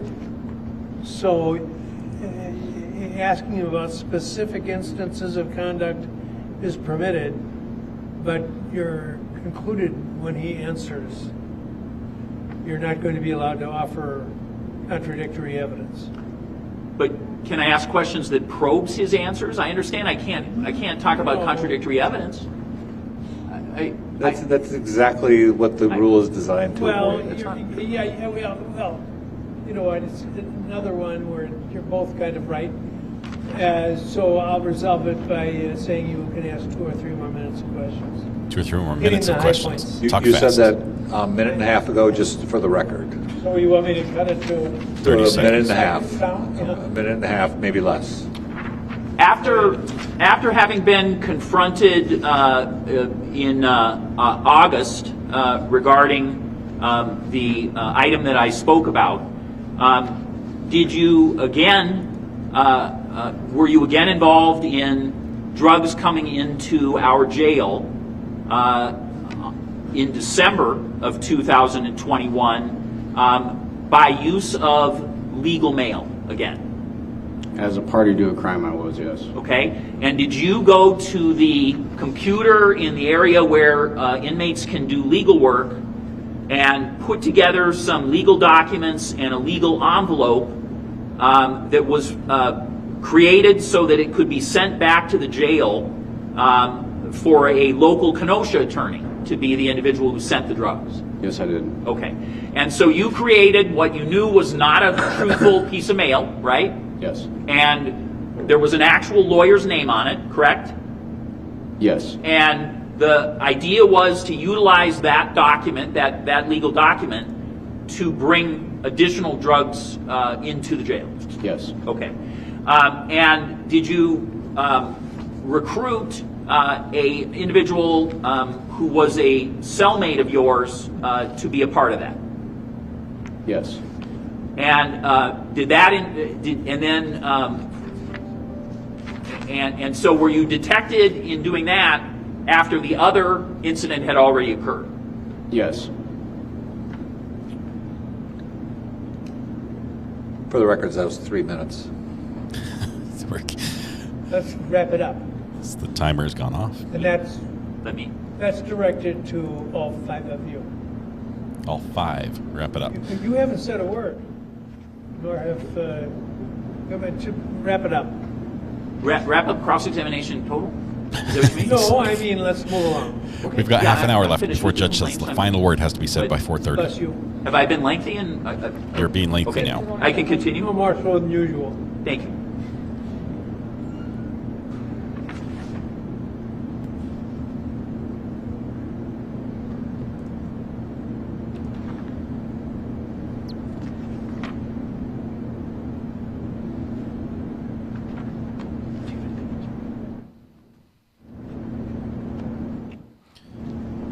I have nothing else of the witness. Thank you, Your Honor.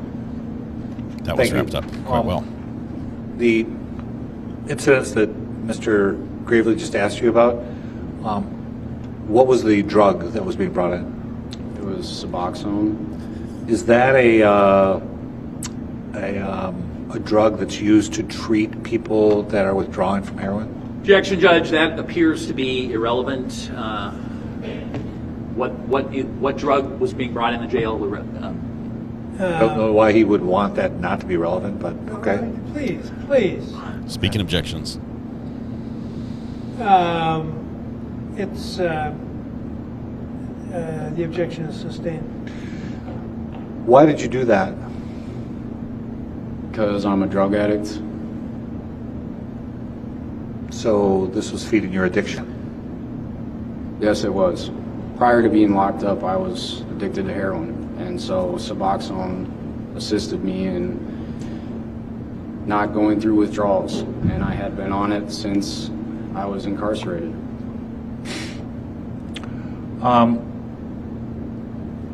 Those 2 cases that were referenced, those were both one was from August of 21 and the other one was from February of 22? Yes. I'm going to guess from the dates that the one from February was directly tied to why you were put into SEG? Objection, Judge. This all is leading. Why were you put into segregation in January of 22? Because I was having drugs sent into the institution. Okay. So, we covered before about your choice between testifying for the prosecution and testifying for the defense. What would have been required of you if you had testified to your understanding, if you had chosen to testify for the prosecution? Judge, I didn't ask any questions along this line. It's irrelevant. I'm going to sustain the objection. So why did you choose to testify for the defense? Same objection. It's a different question. I didn't ask the different question. As I've said before during the trial, I do not adhere strictly to that rule. Some judges do, I don't. He can ask about it, but it should be a brief examination. Okay. Why did you choose to testify for the defense? Because I felt like it was the right thing to do, to bring the truth out and not do something just to try to gain some freedom.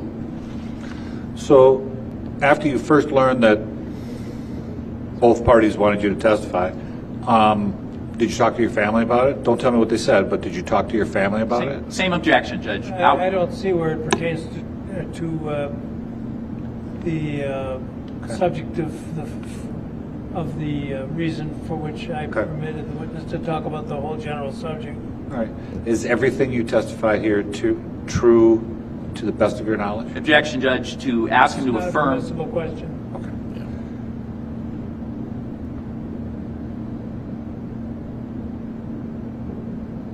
He's already sworn in and said that it is at the beginning. He said that all his answers will be honest, and he'll swear to tell the truth, the whole truth, and nothing but the truth. Any questions? No. Okay. You missed a step down, sir. We have half an hour before the judge has said we will be done today. Did I hear that was the last witness for today? I believe that's accurate, Judge. Yes, it does. Okay. Anything for the state? What? Anything for the state? I know it's not your case right now, but if you told me you have someone who came here We have a from, witness waiting in the wings. A witness during their case? Is that what you're asking? Yeah, if you had brought a police officer in from Talk about Arizona. Talk about a nightmare for the jury. You know what? Everything else happened in this trial, Judge. Yeah. Why not? Yeah, no, Judge, we don't have anything now. All right. So we're done for the third week of the 2-week trial, and you're just wonderful. You really are. I'm not just saying that. I hope you have a When the wonderful judge looks at weekend. his computer, And look at his at the end is glasses, his sight. see if you can see our live stream pulled up. And don't I'm make worried your that he head still has it come up open. here. He's probably going to try to figure out why it started playing. Please don't talk about the case. Read, watch, or listen to any account of the trial. And there have been some incidents today, in particular, that have had aspects that were drawing a lot of laughs. Of course, I don't need to remind you the awesome issues that you have to determine in this case, and bless you so much for your service to our country and to us, all of each and every one of us as citizens, and have a wonderful weekend. Please don't read, watch, or listen to any account of the trial, nor discuss it with anyone. Didn't get to see his glasses here. As the jury walks out, we're going to pan off that. It has been a crazy day. It has been absolutely crazy day in court. So I was lassoed into doing a juvenile case. Even though I'm not assigned to those, but I'm not assigned to criminals cases either. But I have to do it by law on Monday morning, and it shouldn't take more than 10 or so minutes. So I'm going to ask you to come in at 9:15, and I hope to start promptly at that time. Thank you. Okay, 9:15 on Monday is the start. We'll probably pick up at the same time because he's always starts late every other morning. Okay. There we go. Right now, I'd just like to take a minute to say thank you to all the new people who have popped in. Do consider clicking the subscribe button. It doesn't cost anything, today only. It does help other people like yourself find the channel. It helps feed the algorithm so that people who are looking for this channel can find it, and it would mean a lot to me. It has been a crazy day. Obviously, we're pretty crowded here in chat today. You guys have been amazing. This is the best community to watch true crime in. I firmly believe that. Where else could you have a hot mic moment where, a sound effect you trigger might be played in the judge's courtroom? It can only happen here. Just crazy that we went there today. I'm still not even sure how that happened. I'm going to rewatch it myself. We'll probably get a soundbite of the judge commenting on my commentary, and we'll have that on the board here, maybe triggerable. That'll be fun. Tonight, after we're done, we'll have a break here. 8 o'clock tonight. It's 5 o'clock right now. So in 3 hours, we have a podcast where Weather Watch here on this channel. He's one of the mods on this channel, a great friend of mine. Weather Watch and I have a podcast where we talk about things. You can bet we're going to be talking about what happened today in this trial. It's going to come up. It's going to be fun to do that. We're going to talk about a bunch of other things. It's live, so just like this is, you'll be able to participate in chat. We'll be reading comments, posting things on the screen, and just having fun together. It's a great way to unwind after a long week of some pretty stressful, sometimes intense, sometimes boring trial, which we all sat through this trial, and it's been a roller coaster of emotions and attention. My attention span. Sometimes I'm glued to the screen, and other times I'm just like, prop my eyelids open, please. But yeah, we'll talk about all that. It's going to be a great weekend. Other than that, I hope everyone has a great weekend. I hope all of you, wherever you are, because I know we have listeners and participants from around the world, both lurking and participating in chat. I hope you have a great weekend. This is St. Paddy's Day, celebrated here in the United States. Do something fun. Do something fun for yourselves. I'm wearing a little bit of green. It's tiny, but it's in the logo, so I have not been pinched yet today. I appreciate all of you for coming. We need a hot mic moment T-shirt.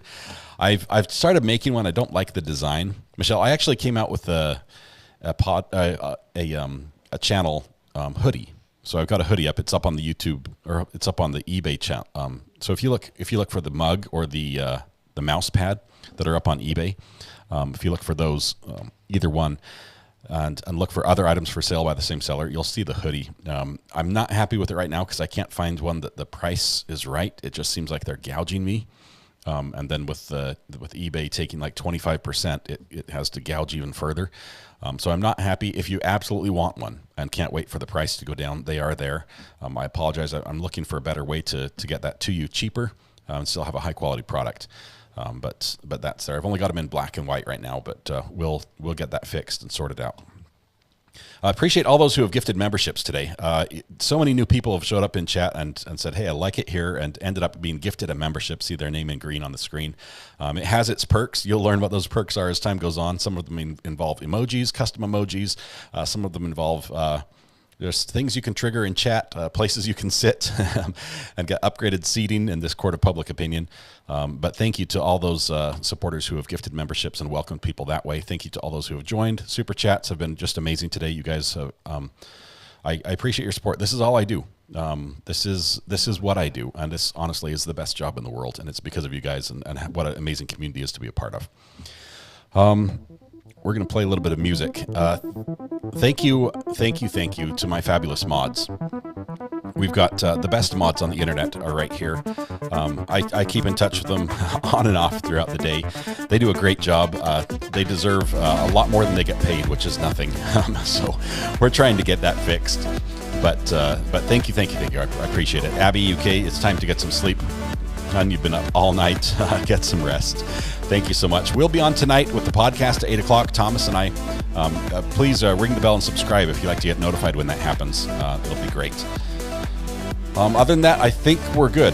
The podcast is on this same YouTube channel. Yes, it'll be fun. Love to catch you all there. I'm just going to lay down and I'm going to breathe a little bit. I never expected what happened today to happen. I'm just going to try to soak it in and try to figure out what happened, and then I'm going to bravely go back and rewatch it for the first time because I have not yet. But that'll be fun. Thank you all so much. Have a great night tonight when you go home. Please hug the people you love. Smile at someone. Make their day just a little bit better. And please stay safe till we go live again, which will be 8 p.m. tonight Eastern time for the podcast. Thank you all. Have a good night.